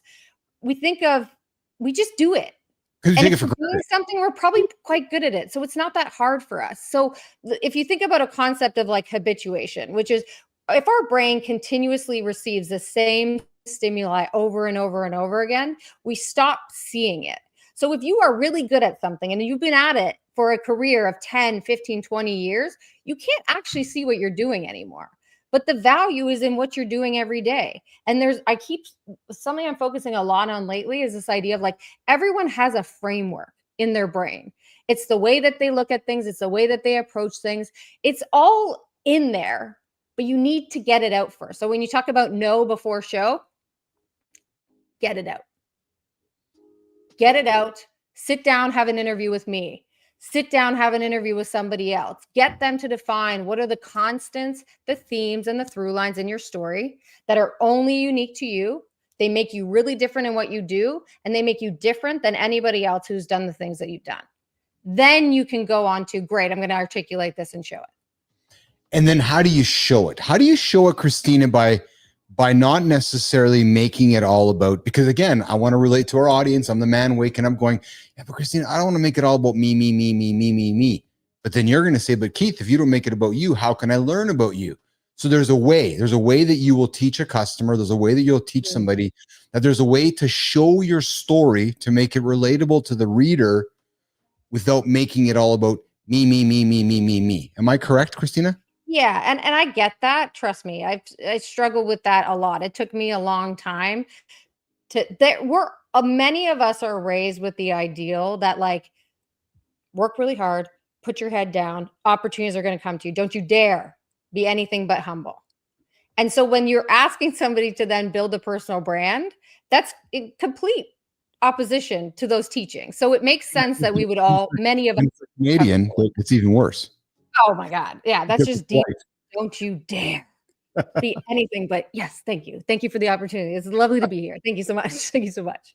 We walk into meetings like that. You and I have talked about this. Like, oh, I'm so glad to be invited. It's like your product. So it makes complete sense that you feel that way. The way that it's helped me in terms of my mindset shift, which is often what it really is to think about, you've got this story. When you connect that story to what you do, why you're different and why you're unique, you develop this level of confidence in your own capability, which for me helped me with that one part, which is, okay, I can agree with you. I agree with you that this is what makes me unique. I agree with you that these are the ways that I'm different than the status quo. So I'm coming to it from a different perspective. The next part is really, okay, so now that I actually have this different perspective on things, how am I going to articulate this in a way that feels authentic to me? Because when it feels authentic, you're kind of, again, a little more confident to be able to say it. So again, doing that story work helps you to develop something that feels true and right to you. And then it's about, okay, it's not about you sharing how amazing you are. It's you saying, I have something of value that is going to help somebody else. If you genuinely believe what you have is of value to somebody else, then it's not about you. You're using your story as a way to connect with people. And then by connecting with them, you gain an opportunity to deliver that value to that person. But without connecting, you're not going to get the opportunity to deliver the value. Because the old adage, Flynn, is that if you're not going to tell somebody about yourself and your skill set, who is going to? Literally nobody. And again, exact opposition to what we've been told. Yes. Put your head down, do the work, opportunities will come. Do what you love and money will come. I was raised on do what you love and money will come. And guess what I learned 40 years later? It's a fucking lie. It's not just coming. I found myself at the hockey game last night and I was telling some folks that I have a morning show. And Lauren was laughing. She goes, yeah, he's telling these dudes. I'm like, well, yeah, because if I don't tell that guy over there that I have a morning show, that guy over there is not walking over to Joe over there saying, hey, Joe, that guy Keith, he's got a morning show and he's pretty good at it. So, and can we acknowledge the fact, like, we're not saying it's not going to be uncomfortable. Right. We're not saying wait until you feel comfortable and confident with it. We're saying you will feel uncomfortable with it. But if you have a desire to help somebody with the value that you bring to the table, you will work through that discomfort in order to do it. That's the key, what you just said. Because if you believe you have value for somebody, hang on those words, nation, then what you're saying, say it. But if you're just saying it without any value, you're just blowing smoke out of your ass. Like, really, you just don't believe it, and then it's not authentic to you, and then you'll give up. Because I've been there. I've been there. And it wasn't until I felt like I got to this point where I'd built this brand. I was on Twitter or X, whatever. I had built what I thought I needed to build. I was like, I did it. I spent 2.5 years here, like 16,000 followers. I did all the things that I said I was supposed to do. I did what I loved and money was supposed to come, and it didn't come. And then when it all went away, I was like, well, fuck, if I were to do this again, how would I do it differently? And to me, it was like, this needs to be about me. My last brand was about my company, was about the industry, was about the platform. This time it needs to be about me. But I had to say, well, who the fuck am I? Yeah. And the only reason I've been so uncomfortable with selling, and the only reason I've been so uncomfortable with telling people this is what I have to offer, is because I didn't think it was valuable, because I didn't think I was valuable. Right. Period. Well, and it's interesting to hear you say that, because, you know, we both know Story Engine's valuable, and what you've created is extremely valuable. And we just got to keep building your confidence and recognize that it is valuable and people do want it from you. And I'll say something to you that reminded me from our friend AJ. Because when AJ called me a few months ago saying, Keith, I'm thinking about getting this clinic. I'm like, yeah. He's like, but I don't know if it's a commitment, it's a lease. I said to him, what the hell did you go to school for 3 years for? He's like, well, fuck, that's right. That's why I'm getting this clinic. So the next day he's like, well, yeah, duh. That's why I'm getting same thing. So Keith, why didn't you tell the guy you had the show? What the fuck did you do for the last year? Like really, like I've spent the last year building this thing. If I'm not going to tell anybody about it, what's the last year been worth? You've just spent the last year building Story Engine. If you're not going to tell anybody about it, what the hell has been the point of the last year of your life? Yeah. Like when you kind of make it that simple, it's like, yeah, I went to school for 4 years, but I'm not going to go do that. Oh, then why did you go and do that? Well, but the difference is that a lot of people, in terms of building their personal brand, what they went to school for, it doesn't sit with them. It doesn't align. I went to school for criminal justice public policy. I'm so far removed from what that is, but that's also how our brains think, right? If we think about building a brand, what do you have to do to build a brand? You have to, 1, understand yourself, 2, tell your story. You have to have and deliver value by way of content. But when you get to the content part, people are like, but I'm not a writer. I didn't go to school for writing. I'm not a journalist. We have these ideals in our minds as to who gets to be what. And so this is a step backwards in saying, there are no rules. I get to be whatever the fuck I want to be. Well, this leads in many ways before I get to the third one, which is growing, no show, and then the third one. But in many ways, Flynn, this even relates to our key topic today, which is don't let what others say about you, like don't worry about what others say. And it very much relates back to your personal brand, doesn't it? Because if you're confident with your personal brand and who you are and what you're all about, you would be encouraged to try to find a way to stick the finger up at everybody else, aka Taylor Swift, aka John Anderson. No, they're not my product market fit. Easier said than done. But if you know who you really are with your personal brand, I'm going to suggest it's easier to stand confidently where you are. Well, you and I can talk about that. Sometimes we find ourselves doing something and we don't know why. Yes. Like you're here, you've got this morning show. And if I were to ask you, why are you doing this? How is it connected to your other stuff? Initially, you were like, I don't know. It's like a channel. I'm doing this. And then we go back into your story and we find that actually it makes complete fucking sense that you have a morning show distributing message on the internet. It makes complete sense, but you couldn't see that otherwise. No. Yes. And so sometimes you find yourself doing something. I don't know why I'm doing this. There's a reason, and there's ways to figure out what is that reason. And typically with my clients, they go from, I don't know why I'm doing what I'm doing, but it feels like I want to be here, to, oh shit, I've actually been training for this my whole life. So it makes complete sense that I'm here, which means I'm actually the most capable person to be here and the most capable person to be delivering this value. Yes. Who else has been training for it that long? Well, and then when you know that, man, the confidence just shoots through your roof. And Tony, I see you here in the horizontal. I got to get you on the vertical feed as well there, Antony. So if you can get yourself in the two feeds, that's great. You've got the instructions there in the email. Flynn, it's when you recognize, like when we discovered together, like that, how that 10-foot satellite just changed my life, it gave me this undeniable confidence that I was doing the right thing. Because it's like, okay. It has to be. Exactly. It becomes like it's indisputable when you see your story like that and you're able to see connection points to exactly where you are. Like I was doing personal brand my entire career, but because I never had that title associated with my work, I never said I did that work.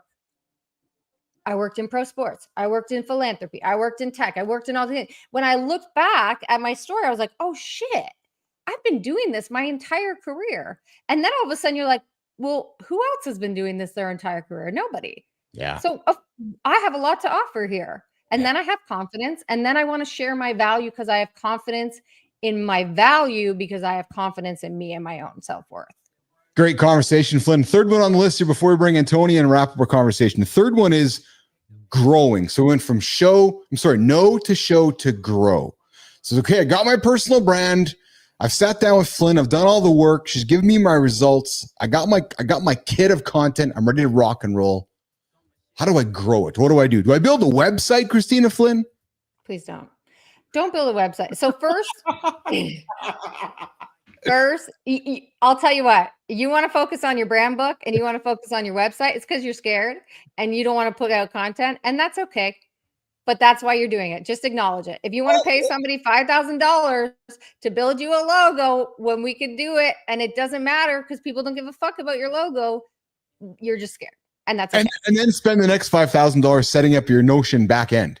And I'll be honest, I'm saying this from experience. You know this. I've spent a lot of time doing a lot of preparing for my brand in the back end. So there's zero judgment to this. I'm just telling you that's fear, and it's okay. If you want to spend $5,000 for some guy to tell you what hex colors to use when AI can do it, that's cool. So first, it's an iterative process. Second, I look at the grow portion as that's an experiment. So you've got this story, you feel good about how you're articulating it, you're going to put it out there into the world, and now you're just going to test that messaging. And guess what? You can test it every day. You can change it every day. One of the greatest and most well-known content creators in the last little while has been Justin Welsh. And people that were with Justin Welsh in the early days of his content creation were like, that dude changed his profile, his title, his headline every single day. He was just putting things out there. Start with one. I wouldn't suggest every single day, but start with one and say, cool, let's see how people respond. Let's see what people are actually getting excited about me posting. What's falling flat? And then it becomes a data game. Then it becomes an analysis game. If I'm putting things out there, I get data back. I look at that data, I assess it to say, what are people responding to and what are not? And then I make the adjustment to shift more towards what people are responding to. And you do that iterative process slowly but surely over time, and you will grow. But I say over time, because if you're looking to build and grow this personal brand in 3 or 4 or 6 months, don't try. Think in decades, not days. Decades, not days. A personal brand will only be your greatest personal asset if you allow it time in the market to grow and evolve and shift and compound with time. If you allow it to do that, it will be your greatest asset in your portfolio. Hey, you're hanging out with Keith Bilous, Christina Flynn here, Mornings Live with Keith and Friends. Wrapping up our conversation about how to build your personal brand in 3 easy steps. There you go, Felix. There you go, Jimmy. There's the closing on that segment there. We got a great conversation happening with 3 of us there. So I'm sorry, with 2 of us, myself and Flynn, are on how to build that personal brand, because we hear about it often. And I think, Flynn, we got to come back and have a chat in the future about why you don't need to build a personal website in 2024. I'm having some conversation with folks with this lately. If you're thinking of spending $5,000 on a website right now, please come to me. Give that $5,000 to me, and I will give you so much more value to give you actually what you need to build something that's valuable. The website's not doing it. I promise you. I don't care what anyone tells you. And I would invite anybody to look at what's happening behind the scenes here in the lab, because you're seeing the modern website in front of you here. What is it? It's a modern content machine distributing ubiquitous content on every social platform. That's the internet of the future, nation. It's not. You don't have to start there. Can I just interrupt? You don't have to start there. Pick one. Yes. Just pick one. Pick one platform. Learn about social posting, learn about social selling through one platform, and then you can expand. Keith has been doing this for a really long time. I'm still on one platform right now because I want to get shit right before I go ubiquitous, before I go omni. Yeah, but that's the future, nation. Stop this idea of I got to have a website. I got to go get people to come to it. I got to go spend money on SEO. No. It's no different with your diet. No, it's not. All right, Flynn. So listen, let's keep the show going on here. We got somebody who got the best fucking bow tie on LinkedIn, Flynn. I'm talking the best. Bow tie? Give it to me. I love a bow tie. Who's wearing bow ties in 2024? I think we got to get more folks wearing bow ties in 2024. I mean, listen, if you want to start something, I know a dude with a show that could wear a bow tie and get everyone wearing them. Flynn, I could wear a bow tie with no shirt. Isn't they call it a Chippendale? I think if they have a good, I can't even. I don't want to. A good dad body. So this is a show. I was gonna say. I mean, but then I didn't want to shame anyone, so I was like, Oh, Flynn, you're too kind with the words. No, listen, nation. We're gonna call it a Chippendale. We're gonna put the fucking bow tie on. We're gonna show up with no shirts and our. Hey, you missed my conversation last week about chafing nipples. Last Friday, I got on the show here and I had chafing nipples, and it was a big talk. And then tell a woman about chafing nipples. And then Flynn, I went on and posted on LinkedIn. Probably the only dude talking about the big hook on LinkedIn was I got chafing nipples. And then Flynn, a lot of folks cared about my chafing nipples. So is it because you were wearing your jersey with nothing underneath? No, I was wearing a t-shirt and I was running, and I went for a long run because you know how I'm this marathon runner now, as we know, right? Yeah, for sure. Yeah, I went from bodybuilder to runner now, and so now I think what I'm going to do, because we got this guest come with the bow tie, maybe I'll wear like a shirt with a bow tie, and I'll have like a chafing nipples, chafing neck, and I can be like a really esteemed runner. You can show chafing nipples in content like that. No. How are you going to represent chafing nipples? Also, is that the way you're running your marathon? Because it's going to take you a long ass time. For Anthony Savalas is joining us here in a moment. He's like, "What the fuck have I got my?" Hey, that's like the Bionic Man. You know, you're too young for that show, the Bionic Man. I don't know what you're talking about. $6 million man today. It ain't happening. Yeah, Lee Majors. I don't know what that is. I don't know what that is. No, you don't. That's context here. All right, Jimmy, listen. Good times laughing. Good time knows exactly what I'm talking about because good times. Good. You got your PMF, bro. PMF. All right, Jimmy, let's bring in our guest. Anthony Savalas joining us here in the lab. What is going on? Am I saying your name right, my friend? Sick bow tie. It's Anthony. Anthony Savalas?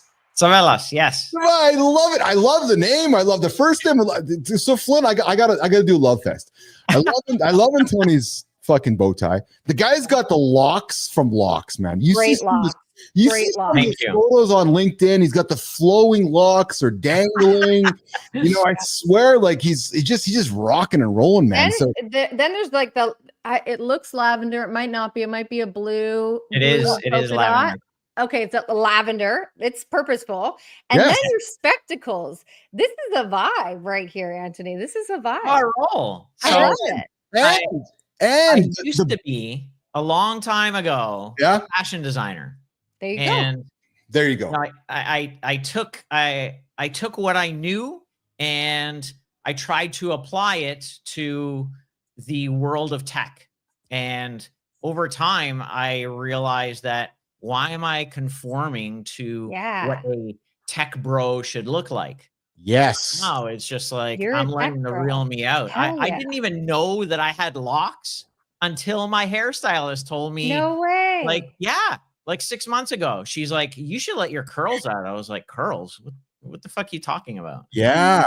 Well, so and most importantly, and Jimmy, I got Anthony's photo up here on the horizontal feed here. Most importantly, Flynn, the guy has, I think, the greatest smile on LinkedIn. Well, let's see it. Like, check it out. I appreciate you, Keith. There is not a smile that shows up in your feed. There's not a smile that shows up in your feed. It's not going to put a smile on your face if you don't see Anthony Savalas. I'm telling you, man. I'm like this dude. And so when you talk about fashion, Anthony, so when I was building ICUC, I love fashion myself. I kind of adopted like the rock star persona, and I was all about John Varvatos and dressing fashion. Nice. Fuck the typical bro or suit stuff. I was all about, you know, putting the nice clothes on and showing up. I love Varvatos. Oh man, love Varvatos stuff, right? Yes, yeah. I got a funny story. I appreciate Anthony's setup. The lighting. I know. Got the back, like this doesn't happen very often on the show, Keith. We can we get guests like this. Yes. Hello. Hi. I'm here. How are things? So this is a nice change. Yeah. So one of my other careers was I was a trainer for cloud. And because of it, I had to get a nice mic, good sound, and of course the lighting. So I spent a whole bunch of time and realized that I was still playing it small. So, this Boxing Day, I went all in. Nice. I made sure I got the key light. I got the Stream Deck. I already have the Rodecaster, so I'm good to go. Nice. Well, listen, Jimmy, we're going to put Anthony back up on the screen here. Listen, we celebrated Anthony a couple weeks back here in the Creator Spotlight. Flynn, he's your neighbor. He's just down the road there in Toronto, Ontario, Canada.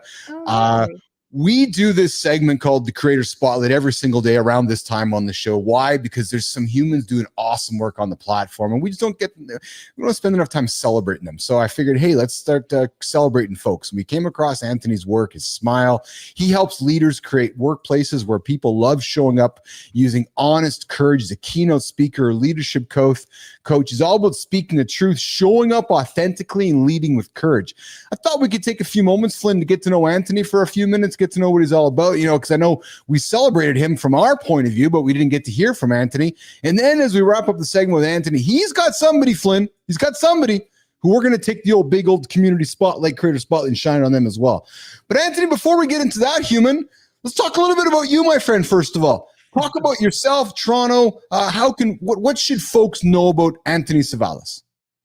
Well, for a long time, I was a person that was focused on people.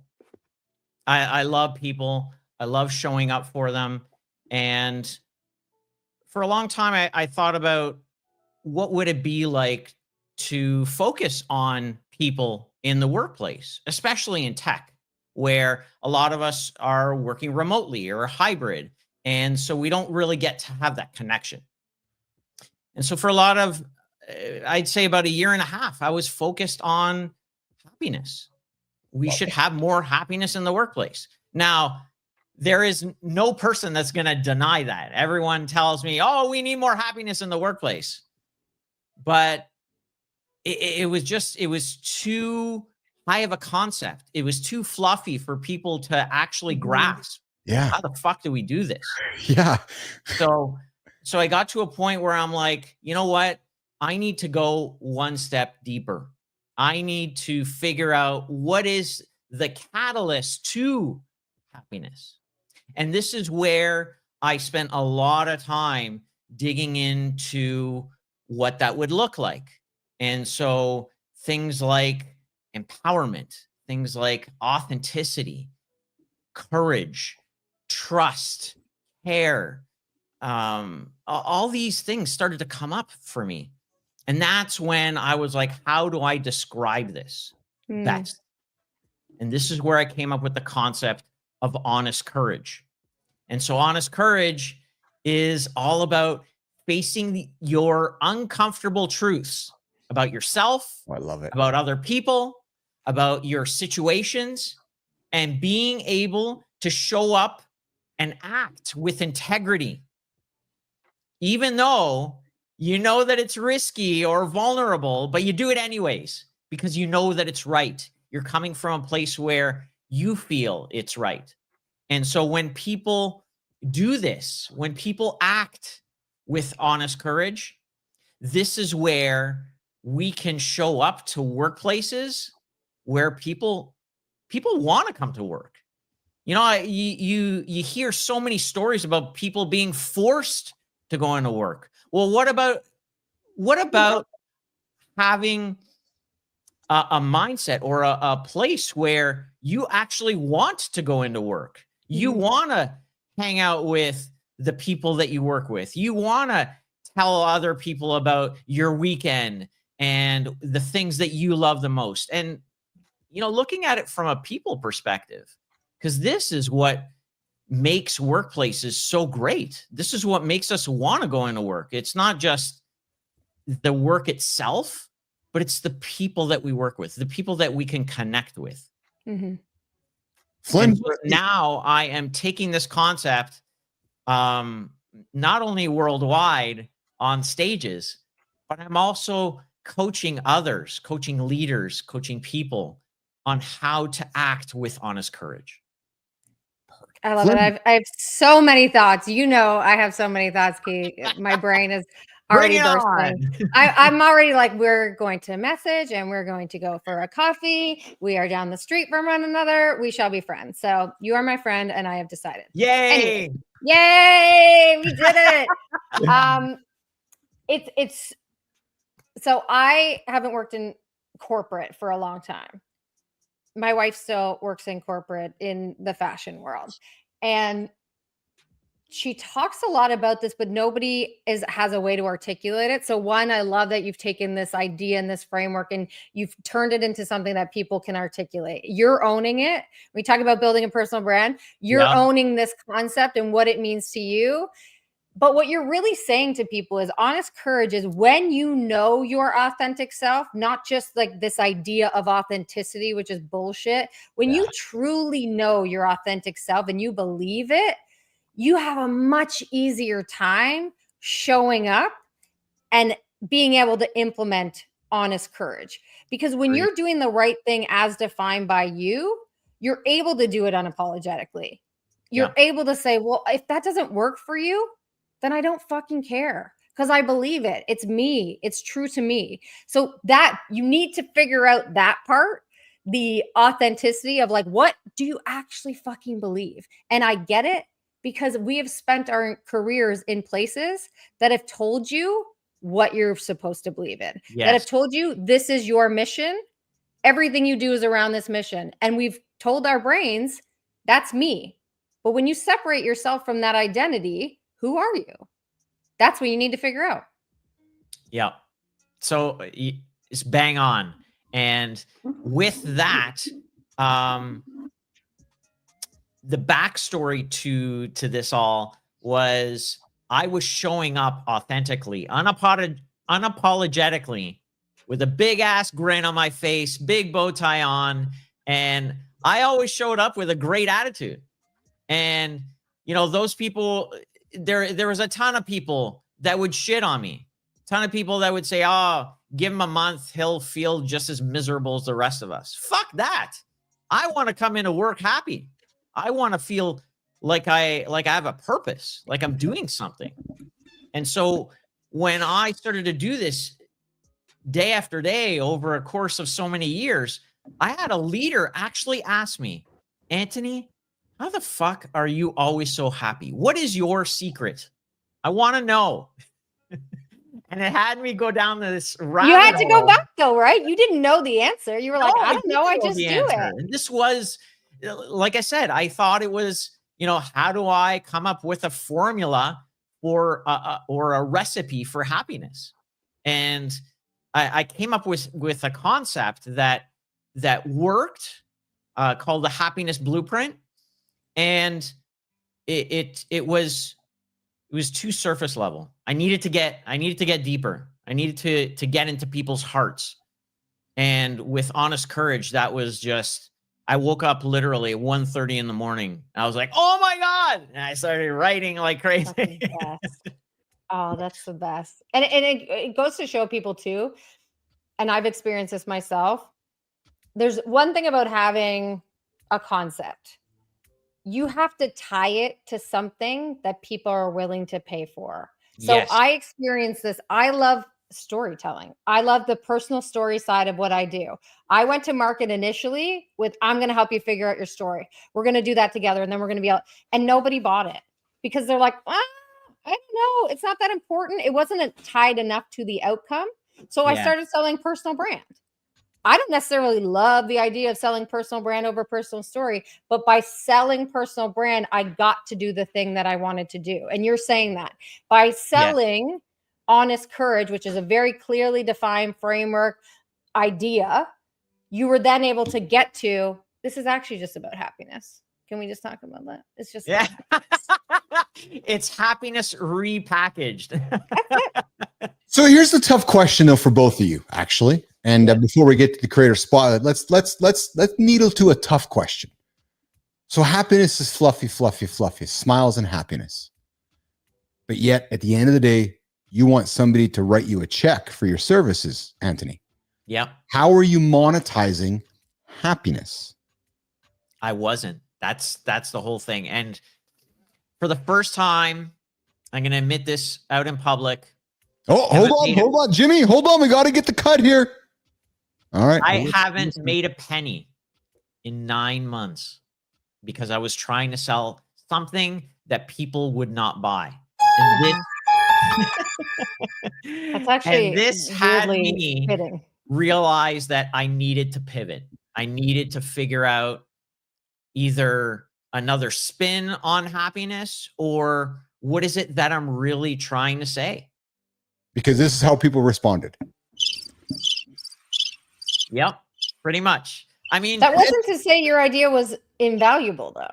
no, not at all. And that's what a lot of us think. It's telling though, right? And there's a lot of lessons here, actually.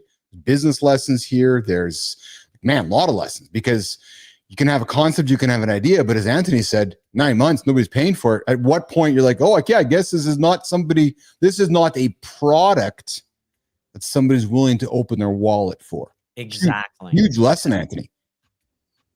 So yeah, it was tough. I cried a lot. Yeah. And I battled with myself a lot, but in the end, it was just like, if you can't sell it, then what's the point?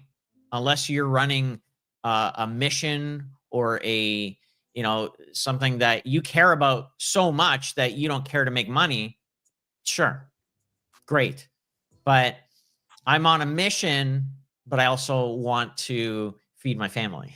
Yes. Yeah. How did you turn your initial concept, Anthony, into a framework? How did you take it from this idea into a sellable asset, which I think, and maybe it's presumptuous for me to say framework, but it feels like that's what you've created. So Honest Courage came from a coaching session with my coach. Shout out to Antonio Neves. Sup, Antonio? He's a keynote coach, and I was reading this book called The Wealthy Speaker. And in it, the author said, if you're not getting referrals from your talks on stage, and I've spoken all over the world, I've spoken in Finland, Lithuania, Amsterdam, Toronto, the US, everywhere. And I was not getting any referrals. And so the author said, if you're not getting any referrals from your talks, you need to revisit your talk. So I was like, hey, fuck it, let's do it. So I contacted Antonio. I was like, hey, dude, I need to redo my talk. And so he goes through this concept called cleaning out the garage, which is, all your deepest, darkest feelings on what you're trying to say. And we came up with all these different things that matter to me. And, like I was saying before, things like authenticity, empowerment, trust, care, human connection, these things, and resilience, these things matter to me. And so I was thinking on, how am I going to package this? How am I going to take all these concepts and put them into one thing? And that's where I fell back to my most authentic self, and I looked at my values. I don't know if you two have a list of values that you go by, that you live by, but I have a list of values, and my number one value is honesty. If you can't be honest with yourself and with others, what the fuck are you doing? It's interesting to hear you say it, Anthony, because I created what I call the Business Athlete Manifesto, which is my 10 things that I wrote down, created a 14-minute video, and it's how I will lead you. It's who I am and how I will lead you. When I work with somebody, or I'm going to work with somebody, I invite them to watch the video, because it's like me standing in front of you naked going, okay, here's who I am. Here's what I'm all about. Here's my values. If you agree with them, we're going to work well together. If you don't agree with any of them, we're going to struggle. Yeah. And that's probably been the greatest thing that I've ever created, Anthony, because it's basically Hey, Flynn, when I met you, I'm like, hey, because it was like, hey, here's my script. Like, here's what I'm all about. Here's how I operate. And then Flynn, we worked together, and we even worked through an exit together. And I'm gonna go on a limb here and think that I'm hopeful that you're going to agree with me that you saw me live my values that I put out there. Totally. How I treated you, how I went through, how we worked together, how I communicated with you. But that was important to me, Anthony, because it took me, it was my 40s before I wrote that down. It was 45 years old, 46 years old, where I finally had the courage to say, here's who I am, here's what I believe in, here's how I'm going to lead you. Like me or don't like me, but this is what I'm all about. That's awesome. That's awesome, Keith. So yeah, I started from honesty, and I was like, what am I trying to say? How am I showing up? And when I put honesty and courage together, it really, I guess you could say it made sense. It made sense to what I was trying to achieve, what I was trying to say. And I looked on the internet to see if anyone else was talking about it. And to your point, like, I mean, nobody was talking about it. So I'm coining it. I'm owning it. Good for you. Good for you. Yeah. Honest Courage with Anthony Savalas here this morning on the Live with Keith and Friends. We're on the community corner. Good morning, good time. I see you there. We're gonna work towards wrapping this up. Scott Benzie, I see you there at the customers. I was listening to the show and you can't turn it off. I love that. Anthony, you might be getting a LinkedIn request from Scott Benzie because he wants to see your smile in his feed. I think that's what that's all about. So we're going to increase. We're going to increase Anthony. A lot of folks are going to be happy today because Anthony's flowing locks and wonderful smile and the bow tie is going to show up there. But Flinner, it's the Creative Spotlight. It's time to do the segment where Anthony took the old light and said, hey guys, I got somebody to celebrate. And truthfully, I got somebody we're celebrating today who's been on the show a couple times. He's admittedly a friend of Uncle Keith. And he's somebody who I was talking with Jimmy here. He's like, are we going to celebrate this person? He go, we got the name from Anthony. I'm like, yeah, let's do, man. We'll have some fun with it because this person who we're going to celebrate is going to be surprised by the fact that we're celebrating him because he's not going to be expecting it all. So Anthony, well played. Well played, my friend. So today we got somebody who's got and actually Flynn, you're going to love this too because, and actually Anthony, are you on Notion? Anthony, are you a Notion guy? Yes. Yeah. So did you see yesterday they launched Notion Faces? I heard about it from Liam Darmody. Yeah. So I got caught up in the whole thing as well. And then when I Flynn's nodding. And then when I got caught up in it, I know how Flynn is so focused. Like Flynn does not battle ADHD at all. She's just a one focus motherfucker. And I said to myself, I know how I can completely wreck Flynn's afternoon to Anthony. I'm like, he tagged me in it. I was like, you piece of shit. Why would you tag me in something so wonderfully distracting? And I love her comment because she's like, why did you tag me in something so wonderful distracting? Because that's exactly what Notion Faces is. But the point I'm getting at is because I was introduced to Notion Faces by the fellow that we're going to celebrate today on the Mornings in the Lab Spotlight. Creative Spotlight. He's a chief operating officer, chief financial officer. He creates great content day after day after day with some liquid in his hands. He always calls out some fella over in London who has a wonderful red beard, bald head, creates a great dancer. He danced on New Year's Eve in front of the camera for us. This guy's produced 40 plus strategic events to drive key company KPIs. Flynn, the guy's raised $7 million for a Mark Cuban-backed startup. No hints going on here.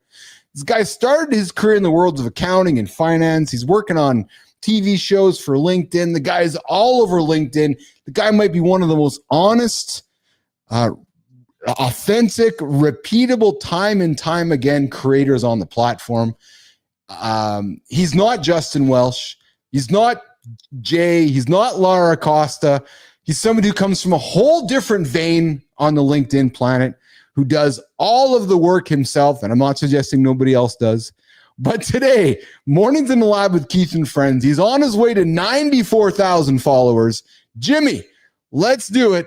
Today, the Mornings in the Lab with Keith and Friends is really excited to celebrate our friend. Why the hell can't I get... Hurry the hell up. I can't do this much longer. I know. It is our friend... John Krasky. Hey! Kraski, you mother! We are celebrating you here today with something that I don't know you're not expecting. Johnny, do you know Anthony? Anthony, do you know Johnny personally? Yes, I do. Yeah, so let's talk about Kraski for a quick second. Why are you celebrating Kraski today on the platform, Anthony Savalas? Yeah, so what can I say about John? I mean, he's always been honest. He always shows up for people, and he's just an all-around nice guy. I mean, I've never met him in real life. We've exchanged some DMs, some video DMs, and he's always just been so supportive. Yeah, always. And you know, I love to reciprocate that supportiveness. And he never goes to any lengths to really go around the algorithm. Everything he's built, he's done himself. Yeah. And I respect him so much for that, especially since he's grown so much over the past little while. It's been crazy. And I love to see that. He's a great model of how you can grow on LinkedIn. And, you know, he talks a lot about his thoughts, his process, a lot of ODs. For those of you who don't know, that's the drink that he always comes to the camera with. And he just keeps it real. That's why I love him so much. Well, and Anthony, it's great for today's conversation because today, early in the show, we talked about strategies to cut out people who why are you so worried about what others think about you? And look at Kraski's post, right? He doesn't give a fuck. Exactly. I had a lot of haters over the years. They told me I was too old for Canva, but I continued to learn Canva and blocked out the noise, right? And here's the thing, guys, is that, and Flynn, we talk about it often. So many of us get so focused on what I got to create. Don't overthink it. Go to John Krasky's profile and recognize, John, I love you, man. And what I'm going to say is just truth. Anthony, I believe the guy's harmless. If you can't find humor with having John Krasky in your feed, just go and dig a hole and go somewhere else. Honest to God, it's just, there's no rocket science going on there. He's going to bring levity to your world. He's going to bring laughter to your world. He's going to encourage you. He's going to empower you. He's going to put stuff in front of you that you're going to say, what the fuck? And you know what? He's a harmless individual that shows up every single day, creating great content on the platform. And he's a lot of fun. And I just think there's not enough of that on the platform. So Kraski, we're celebrating you here today. And not many people know this. Flynn, you don't know this, and Anthony, you don't know this, but the creator spotlight in many ways was birthed through John Krasky. When I started the show, he created some carousels of folks that he was celebrating. I'm like, hey, this is awesome. I had him on the show. We talked about all the folks, and then I spun that off, frankly. I'm like, you know what? We're going to take what John's doing and add our spin to it and do it even, I don't know if it's better, but do it differently. And, so John was the one who was celebrating creators all over the platform. And I took what he was doing and said, you know what? I love what he's doing. Let's go and make that our own. So Kraski, we are celebrating you, brother. And you know how it works, Johnny. You're going to have to come on the show now to celebrate somebody else. But Jimmy, that means we're going to have to fucking change the show for Kraski because he doesn't get up early like us. So he's going to be like, hey, Keith, can I negotiate later? Exactly, right, Flynn? Negotiate it later? No, Kraski, you can't negotiate it later. It's not a negotiation. So there you go. That's our creator spotlight this morning on Mornings in the Lab with Keith and Friends. We're here celebrating John Krasky. We are in overtime. We're wrapping up here in the next minute. Anthony, thanks for hanging out with us today. Was this your first time on the show or experience? It was. But you know what? I want to come back. Yeah. Good. So I know it was your first time on it, but you were exposed to it when we celebrated you, right? And have you had a chance to tune in and see it since then? And yes, you see the vibe we're building here. It's a show for men like you and me, my friend. I love it. Awesome. Listen, you come back and hang out with us again? Definitely. Are you a Leafs fan or not a Leafs fan? Talk about running and nipple chafe. I'd love that. Yeah, we'll come back, talk nipples and chafing and so forth, and we can talk about my jets being better than you don't know anything about nipple chafing. Don't even up in here. Don't even. You can't. So true story. I did an Ironman back in 2012. Maybe you do know about nipple chafing. Okay, I understand. Know about nipple chafing. Yes, I take it back. My apologies. You do know about it. Oh, man. I will tell you, as we walk out of the show here, I was excited to have Flynn on the show because ever since Flynn has been, Flynn's got a lot of things going on in her world, and we're very supportive of that. But as you guys know, Flynn's spending a little bit less time with us here on the show, but we're still going to kind of weave her into topics. But Flynn, ever since you've left, we have not had a female back on the show that has been open to talking about vulvas with us. So we're still looking for females that are happy to talk vulvas, on this. I'm just telling you, man, that's just how it goes here on the show. Talk about what we have. Let's just use the words. I have children, Anthony. So it's a big concept that we call our body parts what they're actually named. I'm with you. We got to Anthony, you got kids? Yes. How many kids? 2. I have a 10-year-old and a 30-year-old. You don't have a 30-year-old. I do. But, hold on. I got to stop the fucking music here. Hold on a second here. Jimmy, hold on. Flynn, how old is this guy? You got a 30-year-old? Like, what are you, 35? What did you have the kid when you were 5? Like, honest to God, you got a 30-year-old kid. I do. Dude, I don't know what lighting you have. I don't even know. Keith is never speechless. I don't know what you're drinking. I don't know what the lighting you have, but to have a 30-year-old and look as handsome as you do, my brother. I appreciate you, dude. Holy smokes, man. Jimmy, I'm looking to bring the age of the show down younger. I just might have to have Anthony replace Uncle Keith here as the host because all of a sudden we're going to have the fashion element's going to go 30-year-old. Wow. And how old's the little one? My little guy's 10. Oh, so you had a little gap, eh? Like, I'll take 20 years off, honey, and we'll go for the second one. Different woman. Oh, okay. Well, there you go. It's and Scott Benzie like it's the bow tie. So Flynn, the bow tie worked twice. So Anthony brought the bow tie. You're looking for a younger look. Give it a bow tie some locks. I'm actually 50 years old. Wow, good for you. Well, Johnny Anderson turned 53 today. I'm 52. You're the young puppy on the show here, man. Good for you, brother. Good for you. Will you come back, hang out with us, Anthony? I appreciate you so much. You tuned into the show. Absolutely. Awesome. Tell all your friends you're on the greatest morning show for men coming out of Canada. Mornings in the Lab with Keith and Friends.